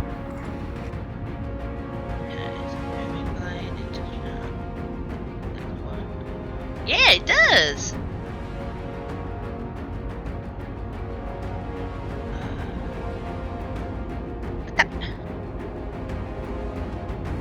Oh! Hey.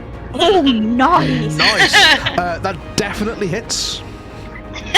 Okay, roll your weapon damage, and then I think I've got to roll against booming blade, right? No, it's. Oh, it's automatic, isn't it? It's automatic, yeah. So, on hit, the target suffers the weapon's attack, and then becomes sheathed in booming energy. If the target willingly moves 5 feet or more, the target takes damage. 1d8 Yeah, so thunder damage. you can't move. Yeah, got it. Cool. So if you want to roll your damage onto this scavenger.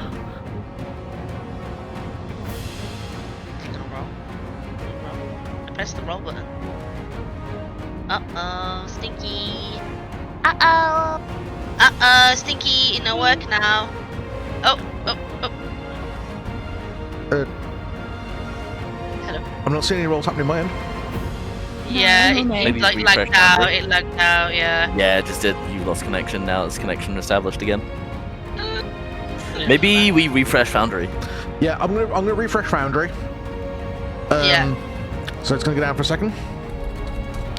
And I'll relaunch the server. Sorry Yeah, about, I sorry mean, I about think this. on my side, it's basically just this laptop. I mean, that might be it. Let me just fix this on the Everyone gotta stream as well. Yeah, cool. No. Sorry, I say passwords as I type them sometimes. You are a hacker's fucking dream. Girl, what the fuck? Dangly bits. It's if I'm reading something and I'm typing it at the same time. Okay, I Foundry just should be say refreshed it. up. Oh, okay. But guess what? I have no music. Oh no, music's fixed now. Cool. Okay, right. And I'll unpause. The characters aren't in the same positions as they were before. They should be. I am. around I the screen. was like, Yeah, Kai was a few pages up. A few and pages? Cass was over so here. I think we're all up by one. you're all, but yeah, you're up by one. But what? It was like that basically. Yeah. Cool. Right, we should be back in. Hex, if you want to roll your damage when you get in. Okay, right. Okay, so that Fine. is 5 points of damage. So you lay into this scavenger, dealing 5 points of damage. They're looking okay. They're down quite a bit. They look like you've taken a good hit onto them. Did they fall off the roof as intended? Yeah, but she tried to push them off the roof. Did you? Let me just roll that dexterity save. Yeah, like I tried to like do a whip attack that would like push Yes, them off yeah, but with, she like, dexterity because she whip can move movement. them. Yeah. So they rolled to try and save against that. Not good. So she falls. She takes 1d4 bludgeoning from the fall, which does 4 points of damage, and then takes your booming blade, so you roll a d8. No, it's a she Oh willingly my- Oh, no, moves. she doesn't willingly move. Oh, yeah, she has a Yeah, willingly yeah, move, I don't, yeah. That's I fine. mean, I that's could have been like, I'm a- yeah, she's perfect, but... Yeah, I mean, like, Yeah. they're gonna stagger backwards in a minute, though, so, you know. fine. Yeah. With my bonus action, I'm gonna flip at the fucking bird. Go for it. Okay, next up we have Kai. You are next in Okay. the initiative action. Which direction is this thing facing? I'm gonna like circle around behind. This one up on the building. This one here. This one that fell off. Oh, this one that fell off. They are basically like prone, so they're looking up. Okay, prone, which means I would have advantage if I attacked him, right? You would do, yes. Sick. In that case, as Hex like whips them and like smacks them off, Kai sees it, gives it a like thumbs up and goes, "Nice one, Captain! I got this one!" And then he's gonna like run over and like fucking pull out here and like jump shank into, or attempt to like jump shank into the back of the one that's Okay. prone. Yeah, you run up with your short sword, yeah? Yep. Yeah, Okay. and I'm also going to be using sneak attack because I have advantage. Yes. So what order do we do this in? Just roll your attack roll with advantage.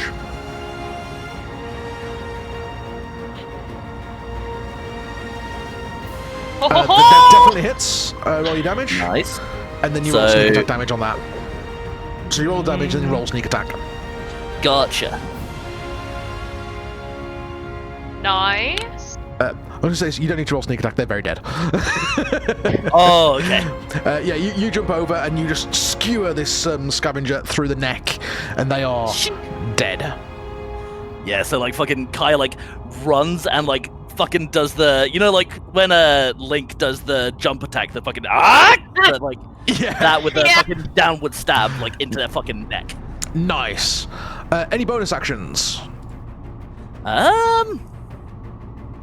I am gonna bonus action to hide, actually, Okay. if I you can. So yep, you because can this fucker's dead, where's a good place to try and hide? Would I be able to like hide under that awning? Yes, you could do that. Yeah. So you could duck yourself away and hide yourself away, and you are classed as hidden. Hell yeah! Okay, So they'll need to make a perception check against your stealth to see you. sick. Okay. Let's fucking go. In that case, Let's I'm go. good. Okay. Next up we have Cass. Hey, just out of curiosity, my Halo of Spores, is that always active? Or is it something that I need to activate? You activate it. It's basically you use your wild shape charges to activate it. Okay, Sure, how does that Cass work? is good. What? Cass is a druid? Yeah. Yeah, Yeah, Oh. like the spores. Yeah, she's a spore druid. yeah. Nanobots. The spores are my nanobots. Yeah, okay, Bandy. You didn't know Cass was a druid? What the fuck? I thought she was a cleric. I love it. I love it. So yeah, how do I do my Hello of Spores? So it's a wild shape, so you can activate it as an action, and then once you've activated it, any creature that is within 10 feet of you or starts its turn there, you can use your reaction to deal necrotic damage to them. Okay, I'm going to activate my Halo of Spores. Okay, so That sounds so sick. you open your mouth, and as you do, other chambers of your body also open up, and this swarm of nanobots starts to flow from your body. Oh, shit. Covering a load of the area around you. You see them start to claw their way with these little tiny mandible claws, start to claw away at enemies. These little tiny sort of half a centimeter wide, like 5 millimeter wide, little nanobots, and they start to enlarge and shrink and change size and start pulling things apart. Almost almost like a wave of like tiny piranhas. That's it. That's what I explain it. Any bonus actions? My bonus action is I am going to take out my bone saw. Okay. Yo. Yeah, you draw your bone saw. It's fine, Mama's gotcha. Okay. And then we move over to next combat turn, which is Zarek. What are you doing, dude? Yeah, Big man. I am going to.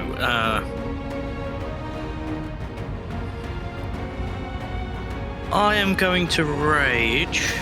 Yeah. But I don't know how to mark that on here. You just click the rage skill. It pops it into chat and it marks it off on your sheet automatically. The traditional first action in combat by a barbarian. I rage. Yeah. So you go into That your would be- rage. Where do I find this rage skill? It's It there's will no be. button on the character sheet I can see. It should be not a- under features. It's top of your features page under barbarian features. It's not a skill, it's from the heart. Yeah. It's not on your spells page. It's on features. The very top of your features page. Cool. So you. No, I don't want to know what it does. I want to use it. Yeah, when you click it, it should automatically use it. If not, we can mark it off manually. That's not a problem. There you go. So that should mark it off manually. There you go. So you go into your rage, and as you do, your eyes spark with blue lightning as they start to connect in arcs between your axe and your shoulder blade, and all of you for one of the first times you've seen this since Zarek first joined the crew, there's almost like this energy for a split second as he goes into a rage of almost like spectral wings of lightning folding out behind him and then collapsing into invisibility. And Zarek, what are you doing with your rage? You have your action left. Well, Okay. I am going to get. How do I use this great axe? It pops into chat when you click it, and then you have the attack and damage buttons on there, but you'll also need to move into range because you are not in range of an enemy, you are only in range of Cass and Howle and Panda. I don't think you want to cleave any of them. No, No. I'm trying to move my token, but nothing's happening. No, that's weird. I don't know why it wasn't moving. Yeah, I'm going after the guy by Panda and Okay, go for it. So yeah. roll your attack damage. Or your attack by hit. yeah, the guy next to Panda. Yep. So once you click the skill, it appears Sorry in chat, guys, and you'll this is have just super laggy. no worries. Normal. Okay, it's 16 to hit. That definitely hits. Hell yeah. Roll your damage, dude. Yeah. Normal hits. 8. Okay. So you kind of surge in this like almost like a flicker of lightning as Zarek kind of surges around the outside of Howle, and you bring your axe that kind of folds out from this. You kind of pull from your waist the axe as it kind of folds out into this large great axe from what was originally like a small hand axe, and you just slam it down into this this scavenger, and your axe goes a deep way into their shoulder blade, knocking them backwards and greatly wounding them. Yeah. Bonus action. Your bonus action would have been your rage. Yeah. Does that damage include the rage bonus damage? I think it does it automatically. Okay. Does it? No, it doesn't. It hasn't. Shit, dude. That would have been like an extra 2, right? Yeah, it's extra 2 damage, but you get 1 for each level. Rage. So to be Plus more, 2 melee damage. Yeah. Yeah, so to be more accurate, as you lay your axe into them, it swings to the side and it just cleaves the head off this scavenger. Let me just make sure all the health points are reduced. He is very dead. Who's next? Okay. Very nice. Very nice. Observant and notice. Okay. Are we allowed to like fucking shout shit between rounds? Yes. Yeah. Okay, Kai would like fucking see that and be like, "Nice one, big man." But like kind of whispering so he doesn't give his position away. Okay. And next up we have Gizmo. Howle gives a little cheer. After taking the damage, I let out like a little growl as one of my paws goes into my coat, and you just hear like some clinking as he pulls out a giant wrench that kind of like clicks together and then bolts together. That's the size of him. Yeah. He's like, And then, Is this like a quarterstaff that's a giant wrench? That's amazing. I love that. Really cool. it's essentially a warhammer that's a giant. Oh, nice. And I'm gonna hit the one next to Cass. Okay. So do your attack roll.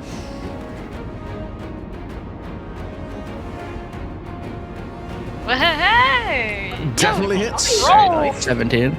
And then that'd be a no hit. Wire. That'd be a 6, and they get pushed 10 feet backwards and against the wall. Essentially. So, as you kind of skitter towards them, you kind of half run up their body and jump before slamming this giant wrench down in the head, and you just cave their head in Ooh. Yes. as they fall to the ground dead. Oh shit! Bonus action. I got nothing for bonus. Do I? No, I don't think I do. No. Okay. Next up, you go to one of the other scavengers. So the scavenger up here sees you kind of run up and slam this wrench down into his alloy's skull and crush them. You see him let out a no as he pulls out his blaster and takes a shot right at Gizmo. Okay, how far away is that, out of curiosity? It is in range, so he will take your spore damage as he moves. Fucking So yeah. he starts his turn. Okay, that is a 10 to hit as well, which I'm assuming doesn't hit. Nope. No. Okay, and I need to roll. What was the save for Hail of Spores? When a creature you can see moves into space within 10 feet of you starts a turn there, you can use your reaction to deal 1d4 necrotic damage. You just deal the damage. Okay, cool. Just roll Yeah, D4 then. D4 damage. One sec, I'm reading. The creature's, unless it succeeds on a con save, throw against your spell save DC. Necrotic damage increases 1d6 at 6th level, which is far away, so we don't need to talk about. We don't need to walk about that. We don't need to talk about that. I can talk. Okay, cool. So I'm gonna make a save, yeah. Yeah. Con save, yeah. Con. Save. My spell save. What's my spell save? He rolls natural 20 on his con save. Okay, so he's fine. Oh, he's fine. So you see the nanobot surge over him. Oh yeah, he's got a mask on. He's fine. Yeah, he's wearing a gas mask. But you do need to roll your D4 damage though, so you just still take the damage. Okay. 1 minute. 1 minute.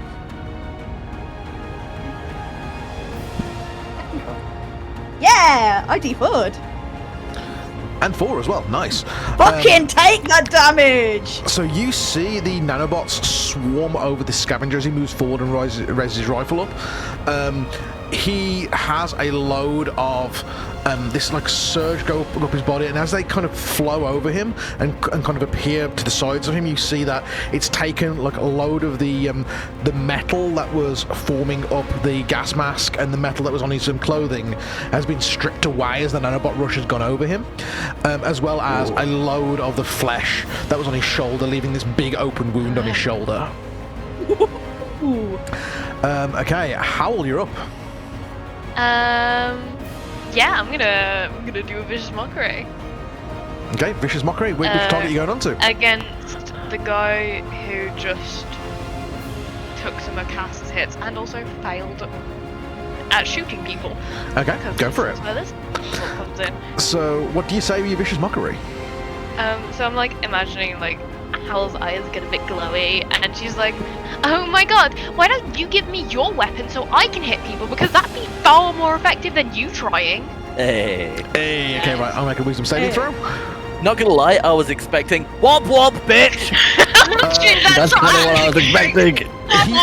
He does not make his wisdom saving throw. Roll your damage. That is a D6. D6. Apparently, it's telling me it's a D6, so it's a D6. Way! Okay. So you let out this insult, and you see this scavenger lean forward and kind of hold onto his head as the insult lands, and he kind of stumbles forward. As he do, he falls from the side of the building and falls dead. Oh! He had 5 health. Holy shit! Can I do my womp womp now? You can do your womp womp now. Womp womp! Bonus action to womp Womp womp! womp. Yeah. Okay, so any bonus actions? Got a healing word. It was Who's about looking at bardic me? inspiration if you wanted to. Yeah, I'm gonna rickroll absolutely everyone. Of course you are. Yeah, get rickrolled, bitches. Or no. Okay. Oh, So inspiration. So everybody within 30 feet of Howle gets inspiration, which is everybody gets inspiration. Holy shit. Nice to do. Okay. How do we add that? On your character sheet, in the top right where your level is, there's like a little star. Just click the star. Ironic, innit? Yep. That's awesome. See, I already had that like clicked because I was given a reroll earlier, so I'm just gonna keep it in mind. Okay. Yeah, I'll remind people. So as this is going on, it moves to the next turn, which is this guy here, who comes walking around the corner from out of sight and moves straight the way up to the side of Zarek. This guy is Good, I don't have to move. yeah. This guy is huge. He's about 7 foot tall. He's an orc. His armor is made of like spiked scraps. Can I use my reaction to hit him? As soon as he's come within 5 feet of me? Only if he's leaving 5 feet of you. No. It's an only attack of opportunity if they're leaving combat range, not if they're entering it. Although there is a like fighter thing where you can have like There a is, yeah. battle maneuver where you can hit somebody who comes into combat range. but, Yes. I think that's where I got the idea. I've had that. He moves into range, and you can see that his eyes, as he looks around at the scavengers that have just ambushed you, that have just been falling like flies, his eyes flare with rage as he draws his axe and swings it at Zarek. And he's going to make 2 axe attacks because he has multi-attack. So the first one, I am going to re-roll, use one of my DM re-rolls for. Whoa! Okay, so that'll be a 21 to What hit. did you get? I'll not try to one on it. No, that one hits, yeah. And I'll roll the second one just to see if it hits. That will be a 13 to hit. That misses. Okay, second one misses. So the first one hits you and deals... How does he get 2 attacks? because he got multi-attack. He's a boss. He's a boss. Also, how close are they? Are they within 10 feet? No, they're just out. Oh. But so he kind of runs in with this furious eyes, and he makes these 2 swings at Zarek. The first one, he swings, and it clashes against the side of your armor. It deals 6 points of slashing damage. As So it that's hit 3 points. 3 points to you because you're in rage. And then he kind of pulls the axe up to do an overhead swing. As he does, you raise your axe and deflect it to the side. Nice. We now go back to the top of the combat order with the last remaining scavenger over here. Oh yeah, you're still alive. So he looks over at his kind of boss in combat with Zarek, and he is going to, let me get the information, where is it? I need Zarek to make a wisdom saving throw, please. You've got Oh, inspiration. sure, because I'm extra great D6. at that. Extra D6. Okay. Oh, Foundry's reconnecting. Hold on a second. Oops. Bollocks.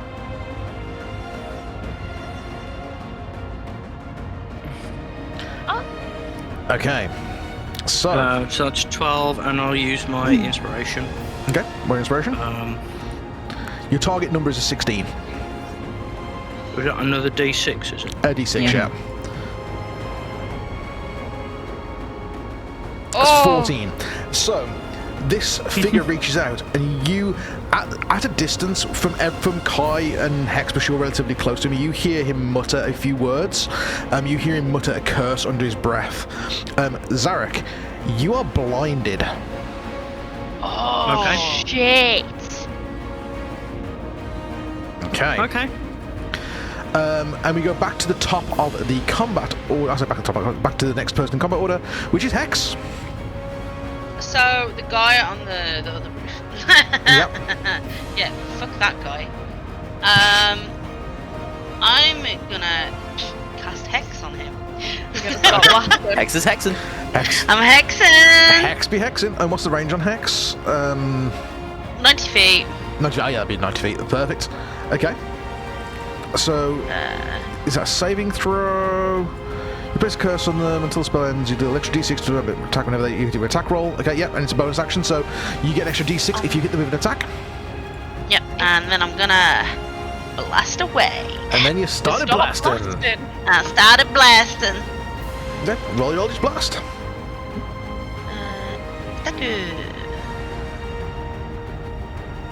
That definitely hits. 22. Holy shit. We can roll. You got, like, this combat encounter was meant to be one that was actually a fight, but you guys have just hit everything full belt. Okay, 8 damage. And then you Right, get your yeah. We've been d6. We've waiting. still got one left. I've been waiting to hit things Okay. with axes. He takes 10 damage altogether. Okay, so you pull out your pistol and you fire. This bolt of purplish energy kind of flows around the blade, around the barrel of the gun, and this piercing, like, bright red bolt generates from the inside the gun and gets propelled out by the purple energy. It skewers this scavenger through the shoulder, leaving them very wounded but not quite dead. Oh, okay. Okay, and that was your full turn because you had your bonus action initially. So we go to Kai. Yeah. Okie dokie. So Kai is gonna run up behind this guy. It's not letting me move my token. I'm not sure what's doing that. I'll move the token over for you, but I'm not sure why it's not letting you move it. Yep. Thank you. So Kai's gonna run up behind him, and I'm gonna make a swing with the short sword. But before doing that, Kai's gonna say, "Oh, what happened to all your mates? As you can see, you picked the wrong day to fuck with the crew of the SRS Eclipse." Hell yeah, man. As you come up as well, because obviously you're coming out of hide to do this, I am going to do a perception check to see if he sees you, because otherwise you'll get sneak attack. Because you're not within 5 foot, you only get it if he doesn't see you, just so you know. Isn't it also sneak attack if you're flanking? Yeah, it's also I thought it was flanking. it's also if the enemy is in combat with With one of your allies, Yeah. isn't it? Sorry, yeah. So I thought it was in 5 foot, if they're in 5 foot, isn't it? Yeah, so no, yeah. No. So That's why I chose to go behind. D&D, yeah, D&D sneaks like weird. I don't play rogues, and I say I don't play them. I normally have Duce running a rogue, and he obviously just reads the rules to me because he knows these rogues well. Right. Yeah. He's the rogue legend. Yeah. Yeah. Deuce is a rogue. What am I on about? Okay. Roll He's with a barbarian. So roll your with attack roll advantage, first. Yep, roll with advantage. Come on and roll. I hit Come the on thing. and smash. Yeah. Sorry, it's a bit laggy, everybody. Maybe I should refresh. Here, I'll refresh. It's probably because there's problems with our internet. I have noticed that the router is every now and again flashing at me. Oh no. No. So That's me. I totally Sorry, have. I totally haven't plugged my phone in and tethered it just in case the internet goes out. So the Oh stream doesn't go down. no. Yeah. Hey, There we we go. might There's have the to it's- go. attack roll. Okay. We might have to. Okay. So you appear in this kind of through the weirdly orange smoke that kind of fills the sector. You kind of appear out the smoke, and you lunge at this figure with your short sword, and you miss. Oh. Okay. Bonus attack to attack with the dagger in my offhand. Go for it.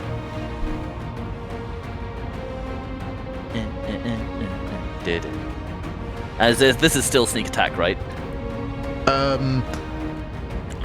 Yes, because it's Yes, it would sneak be, attack's yes. only used when on your first hit. Yeah. Okay. That one hits. There we go. Okay. Roll the damage. I am also going to. So this is going to be with my sneak attack damage, and we're going to roll the bardic inspiration damage on there as well. Yep.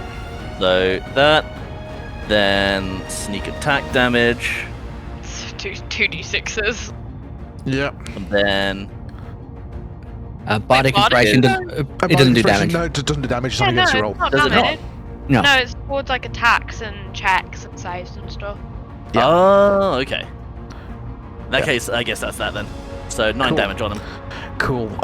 I love the fact that when you guys do an attack now, it's one of the add-ons I added in. There's just an apply button, and when I click it, it just lowers. I've got actual health bars on my side that lower and raise for things. Oh, that's That's cool. Love it. That's so good. That is really cool. Okay.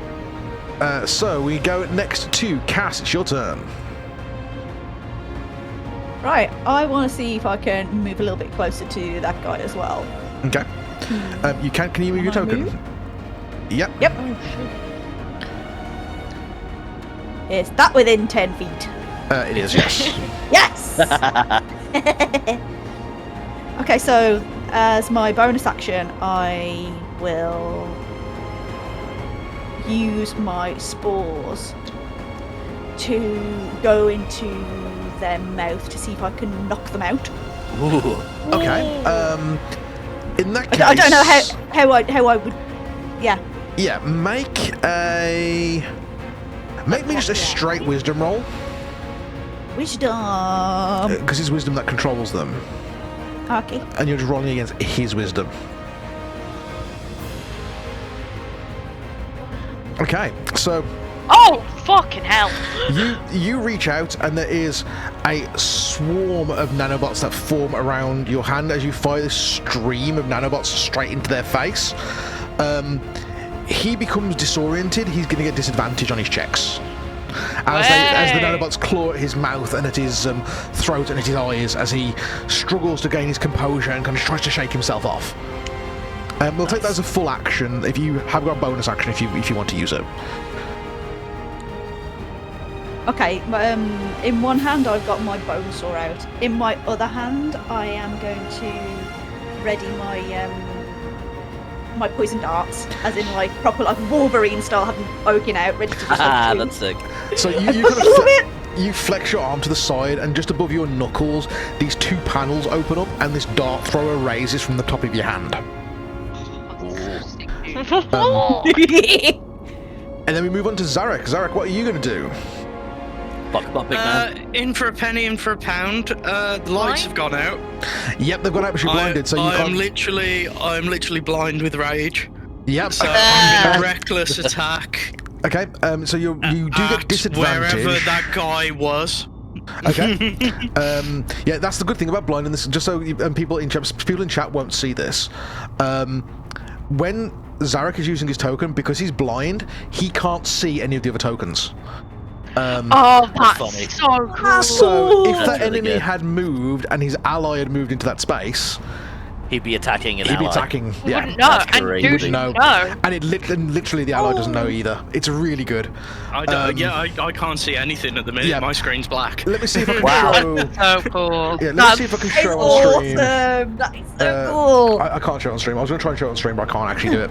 How can I do it if I own the token? Okay, yeah, just hide the source, and that'll be what Duce yeah, sees. yeah. Basically, he gets like a completely blurred out thing, but just like a milky white eye where his token is. Oh. Okay, so you can make your reckless attack. You do get disadvantage on it, but I think reckless gives you advantage, right? Reckless gives me advantage, so it should be a Just normal roll. just a normal roll, then. Yep. Come on, Duce. Isn't that the funny thing about If Andrew wants to load my great axe so I can hit with it. Like, you can have like 100 sources of disadvantage and one source of advantage, and it negates all of the disadvantage, and vice versa, Yeah. right? Yeah. Right. Okay, it's loading up. Okay, make your attack roll, dude. Yay. Attack. Whoa! That definitely hits. Roll your damage. I hit something.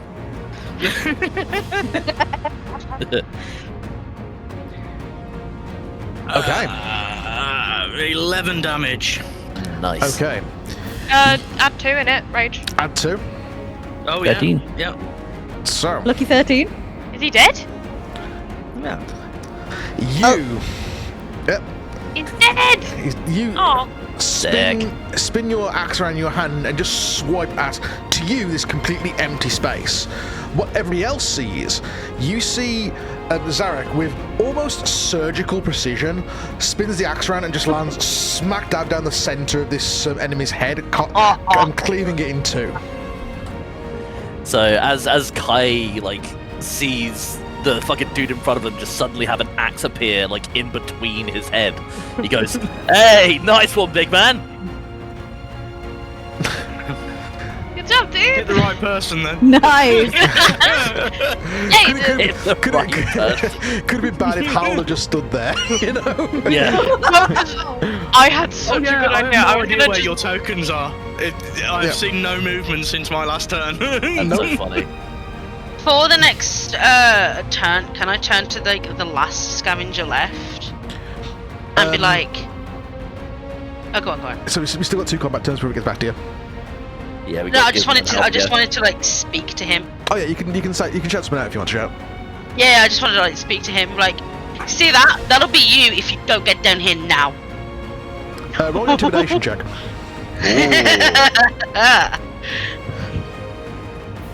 Let's have a look. It's loading. It's loading. It's loading. Please Please. Please wait, loading. allow me to use my clacky mat rock. Ah, Wow. I love 14. It's probably Okay. my lowest roll so far. Let me. Can't you re-roll it? Oh Don't wait, you have yeah. a-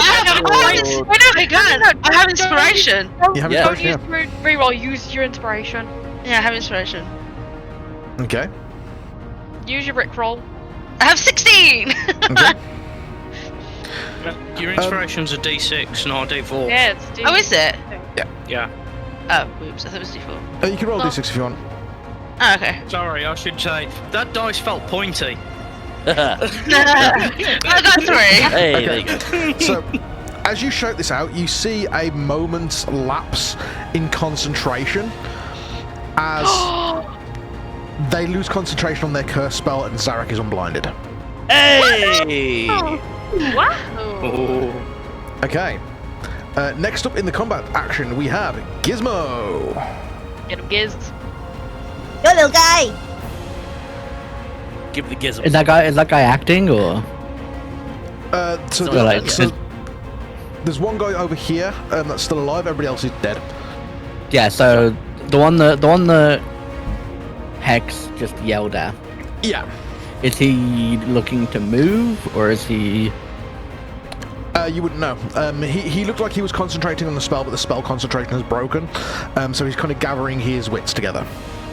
Okay. Well, I'm going to essentially make a kind of like a ball, a baseball of fire in my hand, or a tennis ball of fire in my hand, and kind of like bounce it on the ground. And I'm aiming to knock him out with a firebolt. Okay, so you get trigger for a non-lethal firebolt. Wow. Yeah.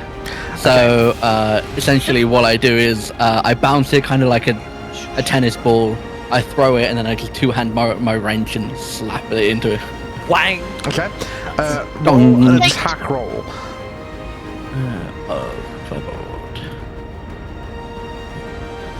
Nutty in the chat saying Gizmo's going to use his combat turn to find the nearest object containing wires. Which would be Cass. No. Which would be Howl's music box. No! Don't.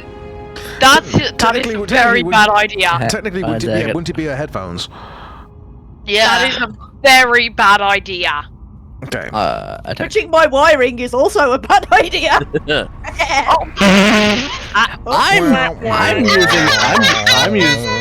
I'm using a reroll. Yeah, you gotta. I'm gonna use a reroll on that one.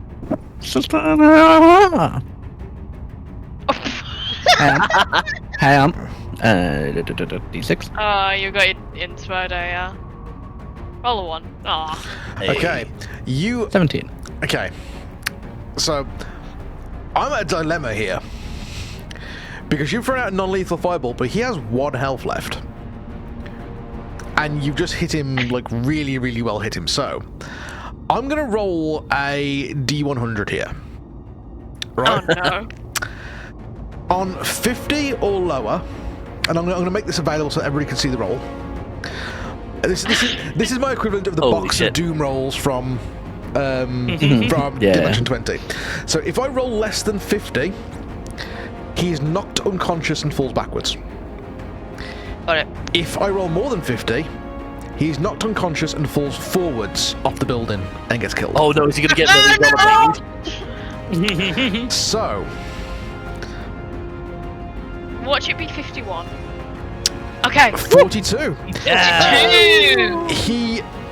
You bat this tennis ball off the ground, bounce it a few times, and then wha-pam! You cricket ball this flaming tennis ball of energy, and you manage to hit the scavenger in such a way that it kind of hits the side of his gas mask, causing him to kind of whip to the side and get knocked out by the kind of inertia of the blow, and he falls backwards onto the roof of the building.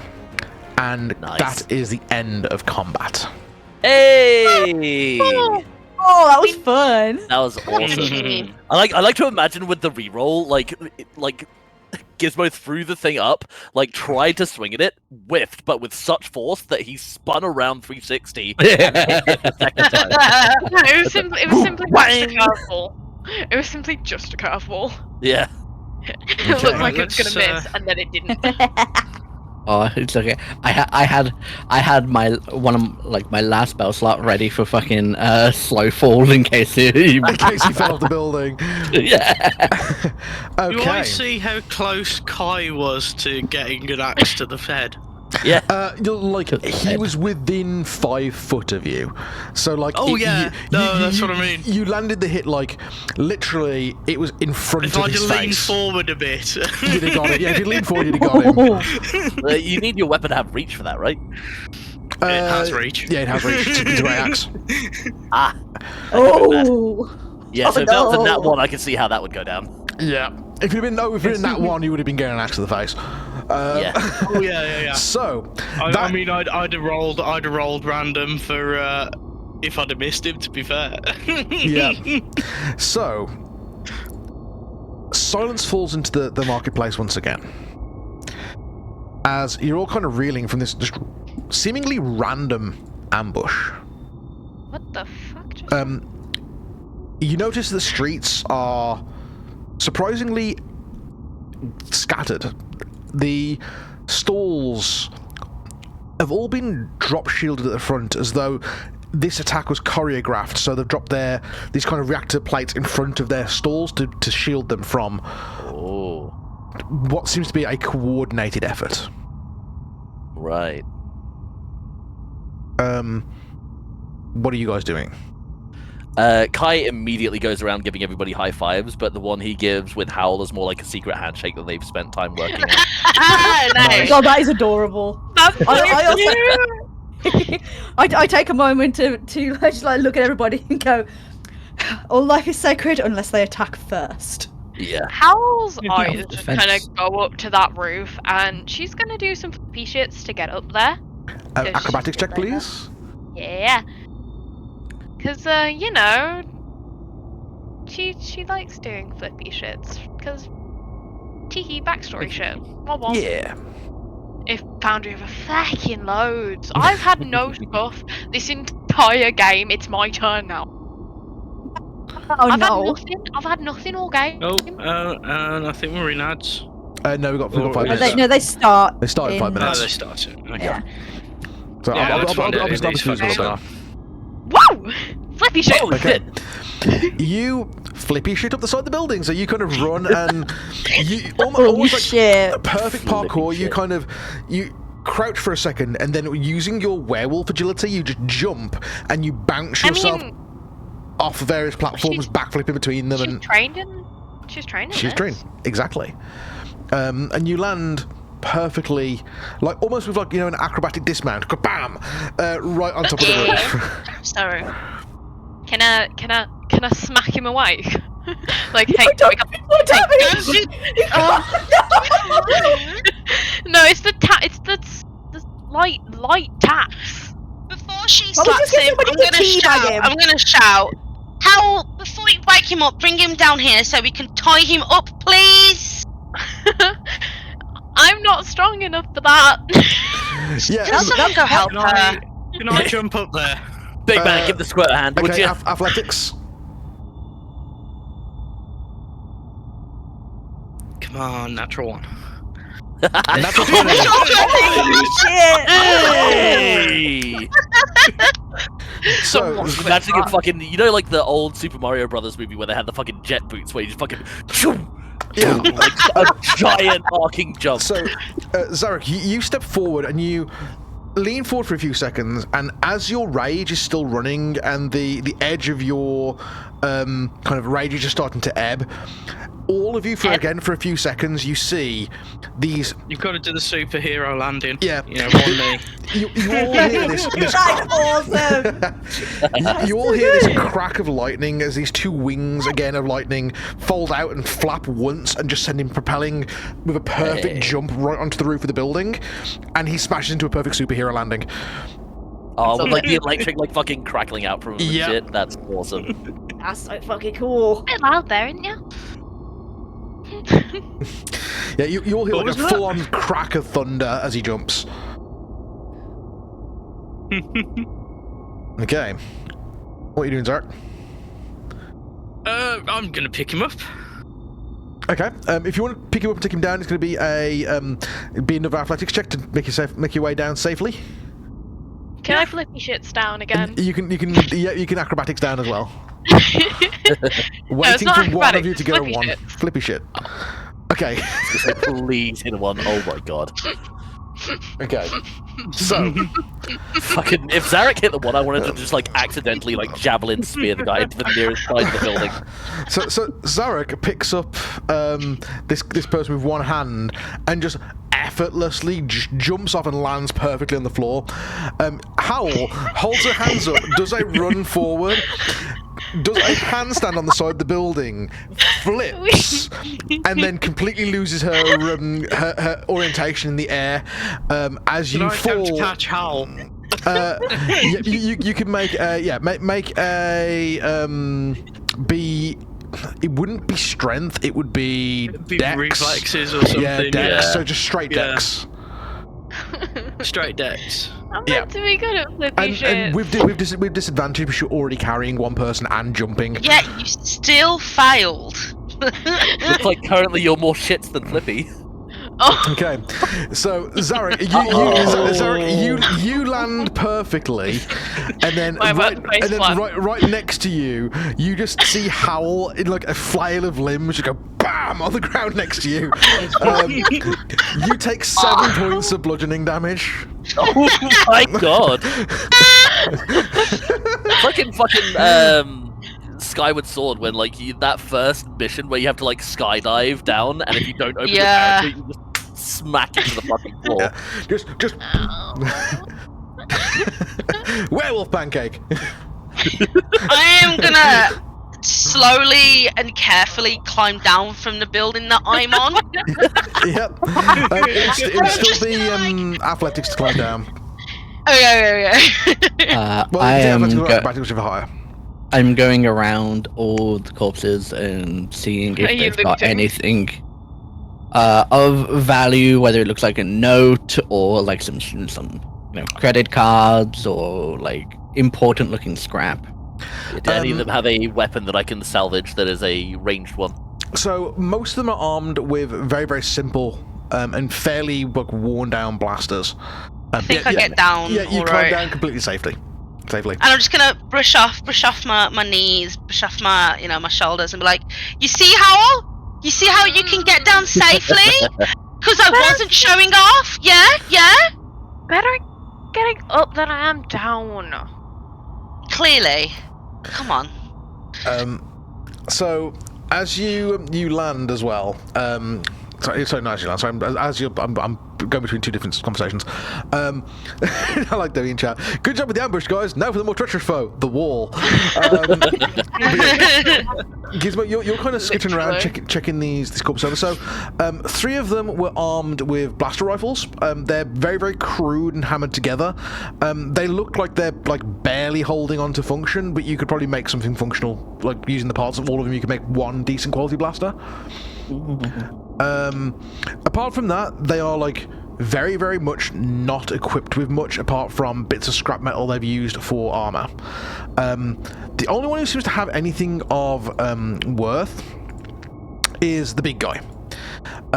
So you kind of ferret your way through their pockets to kind of see what they've got, and in one of the pockets, you find just a what looks like a photograph of you all arriving in the sector. And it's stamped with a sigil that you don't recognize.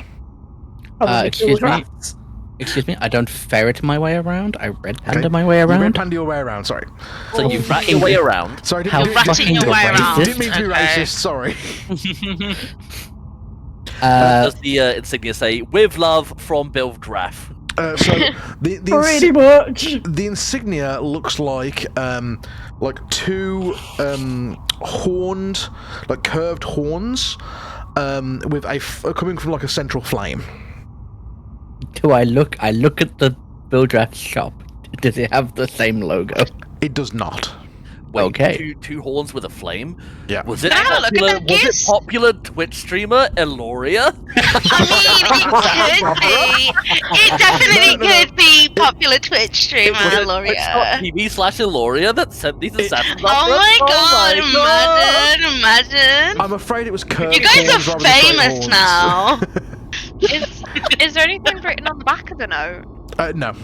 It's just a photograph of you guys with this signature stamped on it. Can I have a look at that Gizmo? I before anything else, I give it to Kai, and then while I'm telling Kai I can just, while people are doing other things, I'm gonna dismantle all the blasters and make a normal working one for him. Oh hell yeah! Cheers, Verbal. Okay. I love it. I love all the nicknames. So Gizmo, you start kind of bolting together all these blasters. It's going to take obviously an hour for you to build it. It's called Scroungecraft, but you start working on that. Kai, as mentioned, it's a photograph of the party kind of as you're all coming off the lift when you initially arrived, and it's just stamped with a symbol. As I said, it's like a central flame with 2 curved horns, almost making like a kind of a Y sort of shape from the flame and the horns. Check it? I'll tell See you if what. I would like recognize it. I'll tell you what. What's going to be the best way of doing this? Is it before or after we break the elevator? After, we it's just got off after. it. You just got off it. Okay, so Because like I did hack into the database at the admin room, so there is a possibility I could have seen something like this. okay, rather than history, roll insight. Insight. My insight has been incited. In the horde. Oh, how insightly. Okay. Very insightful. So, 15. So, although the sigil itself doesn't seem to have any significance in terms of, to you, like historical significance or anything, you know, that you can think of that you've seen before, there is a striking similarity in terms of the shape of the horns, and the fact that it is made around fire, to the tiefling that you spoke to in the bar, who had similar shaped horns and was also fired in fire. Oh, what a So- bitch! Kai's gonna beckon over Hex and be like, Captain, come check this out. Here, done this little stamp thingy. Done this that fucker we met at the bar. It's that fucking bitch. She did say she was gonna ambush us, yeah? Well, she didn't say. I reckon you figured that out, didn't you? I mean, you know, she didn't say it. But, you know, a woman's intuition, I guess. Captain, look!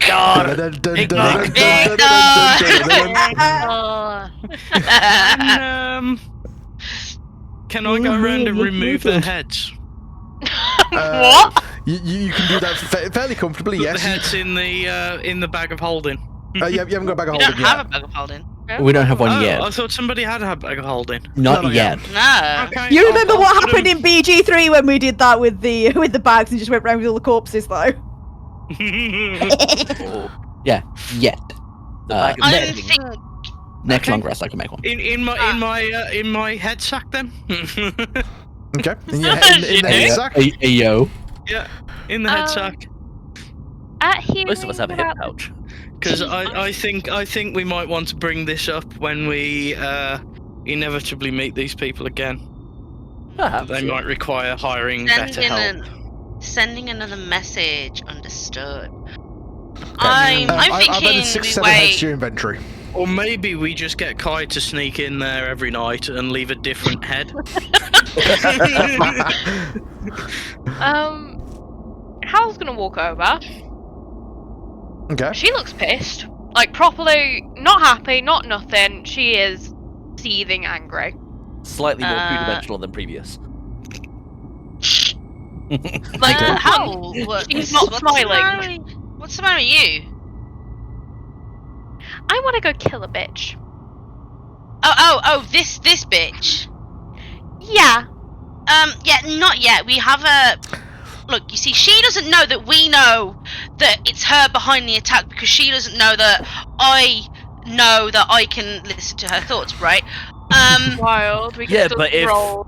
But if you she see knew that I I knew don't that mind- I don't mind you you saying knew that. that we knew. I don't mind I'm you seeing. sorry, I don't mind you seeing that roll. Starry, make a wisdom saving throw, please.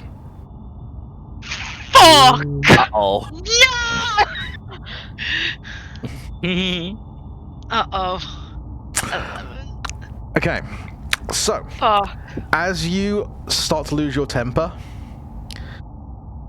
you start to lose control. Oh, no. No, not right now. Not right now, please. So, everybody else, what you see Shit. that during the course of the battle, one thing that you've noticed that Howle hadn't noticed yet is that the cable that was going between her headphones and her iPod had No. become disconnected. No. And as she storms over to you in anger, you see her eyes flare with yellow. You see her fingers start to stretch. She stands up, standing taller, as her face starts to twist and contort.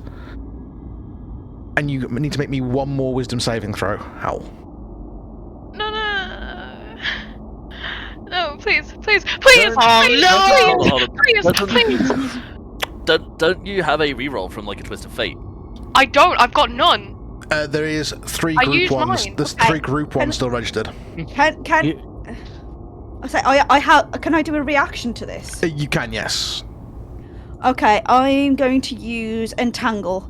I summon wiring and that that side of things to restrain Howle. Okay. You also have bardic inspiration. Haven't I used one? Can Kai Yes. also like rush over and like try to say something as Hal starts to lose it? Yeah, you all gonna, kind of rally like, around, so all of you have one action. Yeah. So, Okay, just before we carry on, so there's an ad break coming in 20 seconds. Do we want to roll like semi-initiative? Because I feel like Initiative? What we'll do is if we get everybody's action, and then once we've got everybody's action, I'll roll initiative to see what order they happen in. Okay. But we'll get the actions first. So we've got Cass is going to cast Entangle. Kai, you're going to run over to say something, yeah? Yeah, I'm gonna like run over to Howle and like do the fucking like beginning, like kind of offering out the hand of like the beginning of our secret handshake, and says like, "Come on, Squirt, you can beat this. Stay with us." Okay. Gizmo, what are you doing? I'm kind of like my eyes don't have any focus, and I'm kind of tunnel vision and just putting these things together. Okie dokie. Hex, what did you want to do? I'm going, like from fucking Jurassic Park when he does like the blue, you know what I mean, like calm. You know what I'm trying to describe it. You go Just try gonna and do animal that. handle her. No, I'm not gonna try and animal handle her. I'm gonna like take like that sort of like pose and just like I'm gonna hum the tune from her music box. Clever girl. Clever girl. La la la la la la. Roll performance, and we'll do that in a second. We'll do this performance roll in a second. Zarek, what are you doing? I was gonna say, can I headlock her and try and just like sleep? Okay. So, while the ad break's in progress, we'll run all the initiatives. So I need Kai, Hex, Cass, and Zarek. I need you all to roll initiative. Just roll. Yeah, just roll the equivalent of initiative. Okay. So it's basically a dex check with proficiency on it. Damn it! But I have a bonus to initiative. Yeah. You can add your initiative bonus on. You get your +10 for initiative. Yeah, I get +3. So if I roll. Wait, so it was a dex check, not just straight initiative? Sorry, just roll initiative. Just roll initiative. It's fair. Okay, yeah, I got like. Okay. It's saying that we can't because. Yeah, so I just did it. a 1d20 and then added like my initiative bonus onto it. I got a 7. Okay. Need Cass and Kai still. I'm on it. Oh, Cass moves So fast. that is 18 because my initiative It's is still -2. that +20. It's still a correct. Fucking hell. Okay, right. So even with the natural 20, Kai would be His moving little first. sister's in trouble. He needs to help. Okay. So we're out of ads. So this is how this goes down. So it starts with Kai moving. Kai, you surge forward as you see this happening, and you grab Howle's hand as it's contorting, and you say obviously what you said. And I try to like start the secret handshake to try and assist on any saving throw that needs to happen here. So it's going to give Howle one further wisdom check to try and break it. Okay. Am I doing that? Yep, one further wisdom. Oh, fuck yes! So you you see kind of Hal's eyes flicker back to the kind of blue and yellow right as Cass reaches out and all of the tubing grows out and kind of grips her and holds her still, almost like you're hugging her with all of the grip of all the cables to keep her safe. Yeah. There is one thing I should note as well. It says each creature other than you in the area. Everybody's not classed as creatures, are they? Because I can shout scatter first. Everybody is classed as creatures, so everybody needs to make the check. What check's that, sorry? It's I believe, Dex? Question mark? Is it a dex save or just a dex? I think it's a dex roll? save. Let me double So check. this is Yeah. just to be like Just be restrained, caught, right? caught up in it, yeah. Kai's Yeah. not gonna resist, and he's gonna stay here with Howle. Okay. Damn. I got a 16. Do Yeah, I count? it's, Do I have to? It's no, you wouldn't because you're not rushing towards her. It must be it's a strength saving throw. Yeah, Oh, it's strength. strength save. Yeah, strength Oh, save. sorry, I did a dex save. I did Yeah, dex. it's a strength save. It's strength. I mean, to be fair, Oh, well, fuck. to be fair, even with your rolls with the dice that you rolled, you'd be fine. That would have been fine.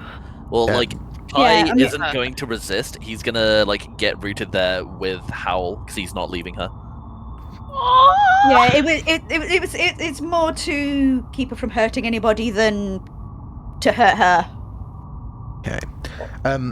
Zarek, you surge forward to grab her as well, and you manage to, and you kind of end up. You kind of end up behind her. Actually, sorry. Hex moves first. Sorry. Hex, Yeah. you move first. Sorry. And Yeah, you sorry, resisted I'm it, kind of. Yeah, I've resisted it, so I'm trying to like hum the tune. You start. Spotify premium. You start to hum the tune from the music box as silence falls for a few seconds, and Howle, you start to snap back, and Zarek, you come around, you grip her tightly, but because of her shrinking form, your grip is constantly trying to lose its grip, and you pretty much end up in a hug as well. As Howle, you slowly, as your anger subsides, transform back just before you lost control. What are you guys doing? Kai wants to Crying. continue the secret handshake. Oh, See, I knew you could make it through. Welcome back, Squirt. A lot of crying. Okay. It's I'm gonna go up to her and give her a little hug. I'm like, hey, it's okay. Like these things happen. It's all okay. No one was hurt. No, but I could have like. But you I didn't. killed You you. didn't. And- It's okay. Exactly. And group hug again, I think. Yeah. Okay. So, a few minutes pass as you're all kind of embracing this hug and you all kind of get your breath back. Whilst this was going on, I just need to roll something. Give me a second. Oh no. Oh, wait, the scavenger might wake up. So, as this is all going No, on... well, even if they do, they're entangled. True. True. They're one of the creatures, and you can't resist it if you're unconscious, I guess. So, whilst this was going on, and you were all focused on Howle, none of your passive perceptions were high enough to spot the scavenger waking up and slinking into a back alley. Fuck! Oh yeah, what about but the entanglement? He woke up before the entanglement went down. He went up as she was changing. He woke up and saw the Okay. opportunity. Right. yeah, just so you know, it is a range of 90 foot, so I may have caught him. Let me roll a percentage on that. See if he's like in an alley somewhere that you caught him. That would be hilarious because we don't know where he is. No, he would have Did gone he away. just not move? He would have got away. Clearly, he Oh, was. fair. I rolled to see how many. I rolled D100 to see how many feet he got away, and it was 93. Damn, that's lucky. So yeah, he is gone, and you guys are left sort of standing there, wondering what just happened. As you look around the Well. marketplace, the one thing that you do notice is that all the shutters have come down, as I mentioned earlier, but also the red force field that was around Bildraff's shop, that was an indicator of it being closed, has been disabled, and the open for business sign is hanging in the entrance to Bildraff's store, the spaceship that he converted into a 2-story shop.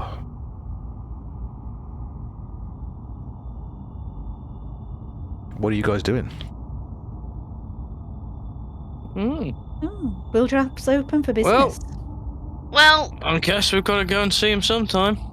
Yeah, we lost the guy. Whatever. We got a good idea about who this is all about anyway. But we'll play innocent, I guess. Do we still have a finger? I was Yeah, about I to say, still got the finger. let's go I've got see the a man finger. about a priest Let's finger go give him the finger. Let's see, man. Yeah, let's go give him the fucking then. finger, Let's guys. go give him the finger. Before we go, Howle, are you okay? Do you need a minute? I have a little sniffle and like wipe my eyes, and I put on a brave face, and I'm like, "Let's go see a man about a finger." Have you got a snack? Maybe a snack would help. Yeah, I got a snack. Have a little snack. It might help. I got some fruit juice as well, apparently. Have a fruit juice, kiddo. Have a fruit juice. Just a carton. Wait, I think I have. Do I have Right, one more carton. cupcake left? You have 2 left in your inventory. 2 cupcakes. Okay, I will give you one of my remaining cupcakes to go with your juice. I bet that is a horrible combination. It really is. Chocolate cake and orange juice. It says bottle of sweet red juice, so I'm thinking Ribena. Okay, so you all start making your way towards the entrance of the shop, and as you get close to the entrance, you can see obviously that indeed it was a vessel of its own. You get close enough to identify the call sign clearly, and it's a name that you've heard a few times since you arrived. The ship is identified as the SES Midnight. Oh. Cass, this was the ship that the Null Spark mentioned that you arrive on in 92% of eventualities. Howle, you recognize it as the ship that your brother once commanded. Ship. Question. Sure thing. Because Gizmo kind of like zone completely like is dead to the world while doing tinkering. Did anybody poke him to move him, or is he still sat in the corner messing around with pistols? Because he's sitting there messing with pistols. He's dead to the world for the next hour. He's pissing around with pistols. Would anybody have noticed and picked up Gizmo? No. Probably No. Okay, I'm sitting in the corner. And like, Howle literally made a point of earlier of buddying up, so she probably would have. Oh wait, no, she wouldn't. She was... To be fair, Hex you buddied up with Kai. Nope. Well, Hex would hold have on. realised, to be honest. With him specifically making something for Kai, and with Kai's like high passive perception, Kai would have probably been like, "Oh yeah, my pistols. Hey, come with us. Like, come on." Not my Gizmo, my pistols. Yeah. Okay. Yeah. So Kai would have prodded you to follow, or at least. Okay. Yeah. Okay. Picked me up, and as I'm still tinkering in the air. Yeah. He's just like fucking. You've turned into like a tinkering orb, and he's like kicking you along like a football. The eyes are glazed over. You know when you see like in movies when you get like people who are possessed, their eyes glaze over, they're just focused on one task. That's Gizmo right now. Okay, so as mentioned, you see that the call sign is the SES Midnight.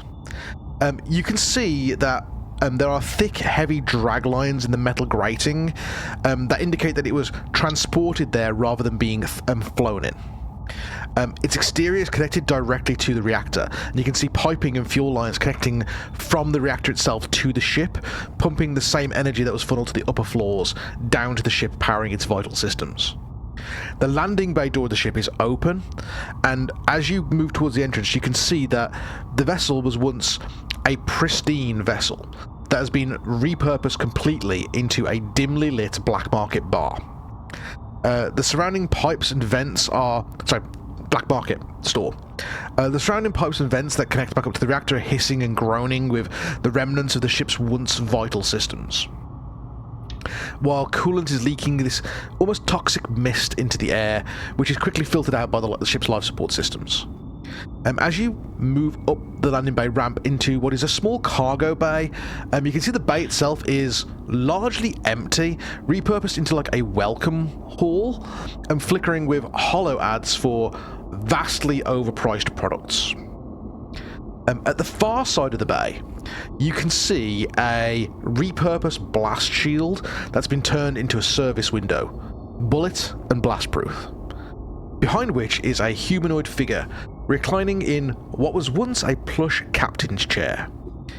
The figure's a very hunched and kind of strewn human man with this wiry frame draped in a really almost threadbare coat, but a captain's uniform nonetheless, streaked with grime.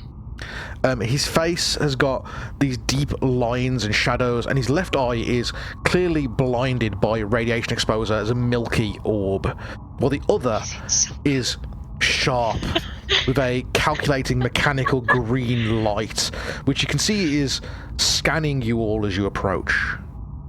He has a rusty, poorly maintained cybernetic arm that is clunking at the joints and hissing with pneumatics as he places his arm onto the desk and rises his seat slightly as you approach. You can see, as he sees you all enter and he's sort of scanning you, he smiles with a sneer, these kind of sharpened yellow teeth flashing as you all approach. Everything about this person exudes the aura of someone who thrives on people's desperation. Behind him, in the kind of store area behind him, is a larger figure who's stocking a series of heavy crates onto a series of racks. He is a Goliath, about 7 foot tall, heavily muscled body, riddled with scars and burns, with this reinforced spine that juts unnaturally from his back, connecting to a skeletal exosuit over the top of his one arm, that is enhancing his already, clear strength, and hums with unstable energy. He has a shaved head that is gleaming under the flickering lights, and although he looks large and intimidating, a lot of his features are marred by childlike simplicity, at complete odds with his fearsome size. His left arm has been completely removed and replaced with a industrial-grade manipulator claw used for carrying heavy objects, its edges worn from endless use, while his remaining organic hand is calloused and seems to be trembling from radiation sickness. What do you guys do? Question, do I have the matching jacket to this guy's uniform? Roll a perception check. To see how much of it you can see. Please tell me you get a 1. It's like, it is a coat. Again. I don't get a 1, I get a 15. Okay. So, although it doesn't look like it's a matching one for the coat that you're wearing, you can see that on the one lapel there is a rip where there used to be a captain's badge that is missing. I have that badge. I have that.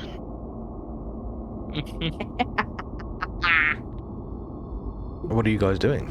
Howle is gonna whisper to Hex.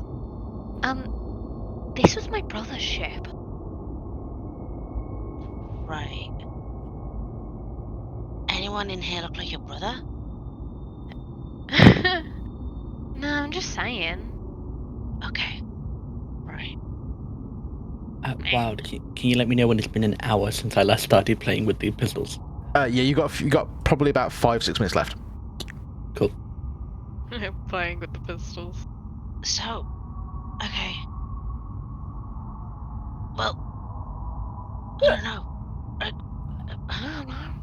Why are they here? Okay. Okay, leave it to me. I want to talk to the disheveled-looking guy. Okay. I'm gonna kind of walk forward and take the finger out of my pocket. Like, I'm obsessed with this finger. Yeah, just like. Can you do a little fucking do with a like a twizzle? Yeah, and just like hold it up, spinning my fingers. Spinning around like a drumstick. Yeah, I'm just like, hey, we heard that you and that priest guy had a bit of a couple of issues with each other. Here to help, by the way. You see like a surge of steam kind of jut out of the prosthetics as he moves the arm, almost in this like erratic, like although intentional, very very kind of static and sorry, not static, sort of very like jerky movements onto the table as he looks up towards you, and kind of you see the eye that has got the green glint to it.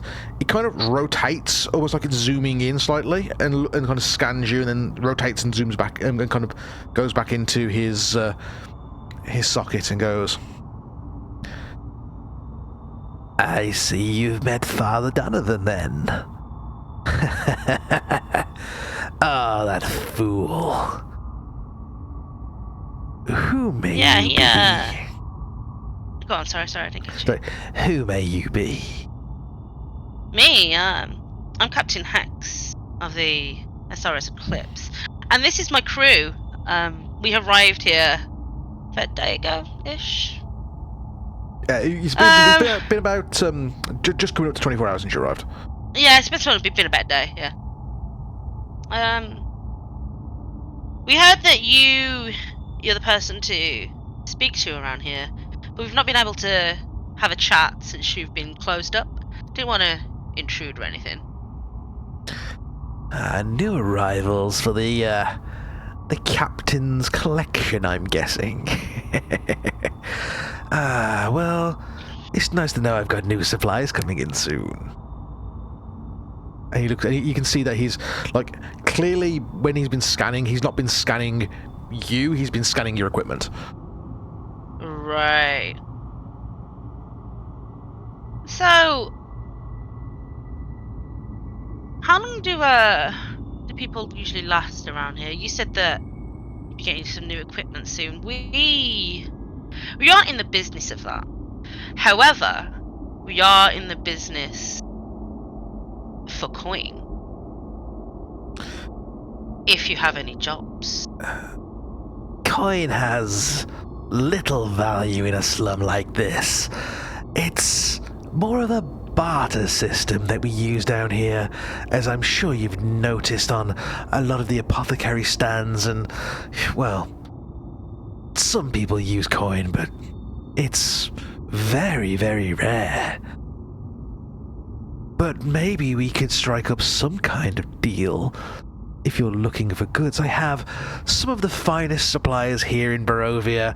I have prosthetics, I have Radstab vials, purity pills, synth-derm packages, we have glow dust, splicer serums, we even have breather masks if you go to the higher floors, hardened armor, hollow lights, we have black box fragments, hacked access chips. If you want to get somewhere on this ship, we can help you, obviously, for a price. See, that's what we're interested in. We want to survive around here. I couldn't care less about these people. Well, I guess that's what you would call them, right? He kind of smiles and leans back and goes, Well, an approximation of people. The people of Barovia are worthless, but someone's got to keep the sector running. He smiles, and you can see as he's smiling, he's got what is clearly like an access card that is in like a holster that's on the back of his wrist, so it can be pressed against the doorway from his wrist. Right. Okay. I'm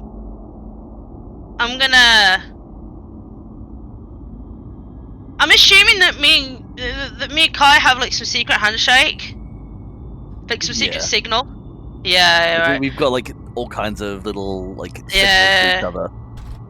As he like flashes this card, I'm gonna give him like a little like one of the signals, which is like keep an eye on that kind of thing. You know what I mean? But very, very, very, very subtly. Yeah. Kai clears his throat to acknowledge. So He doesn't notice. as I said, we have the muscle, as you can see from my crew. We have expertise in different areas. Yes, I can see that. Let's have a look. We have one with medical supplies. That's always useful. You can see he's kind of scanning, and he spends a few minutes scanning you. He goes, cybernetic bruise is always useful. We have what over here? Oh, some kind of engineer. And at this point, as he says like the words "some kind of engineer," Gizmo, you at that moment you just finish your focus, and you, kind of, you come back into the room as this guy's just staring at you, going, "Some kind of engineer." I exist again. Hey, Kai, here's your gun. Oh fuck yeah! Cheers, Furball. He looks over. I make a display of lifting it and the barrel pointing towards whoever the fuck's staring at me, and then give it to Kai.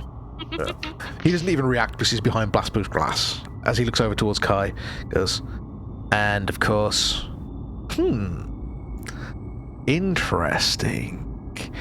And for a few seconds, you, Kai, you feel a psychic pressure for a few seconds as your eyes react to something around this around the room. And can you make me a perception check with advantage? I can indeed.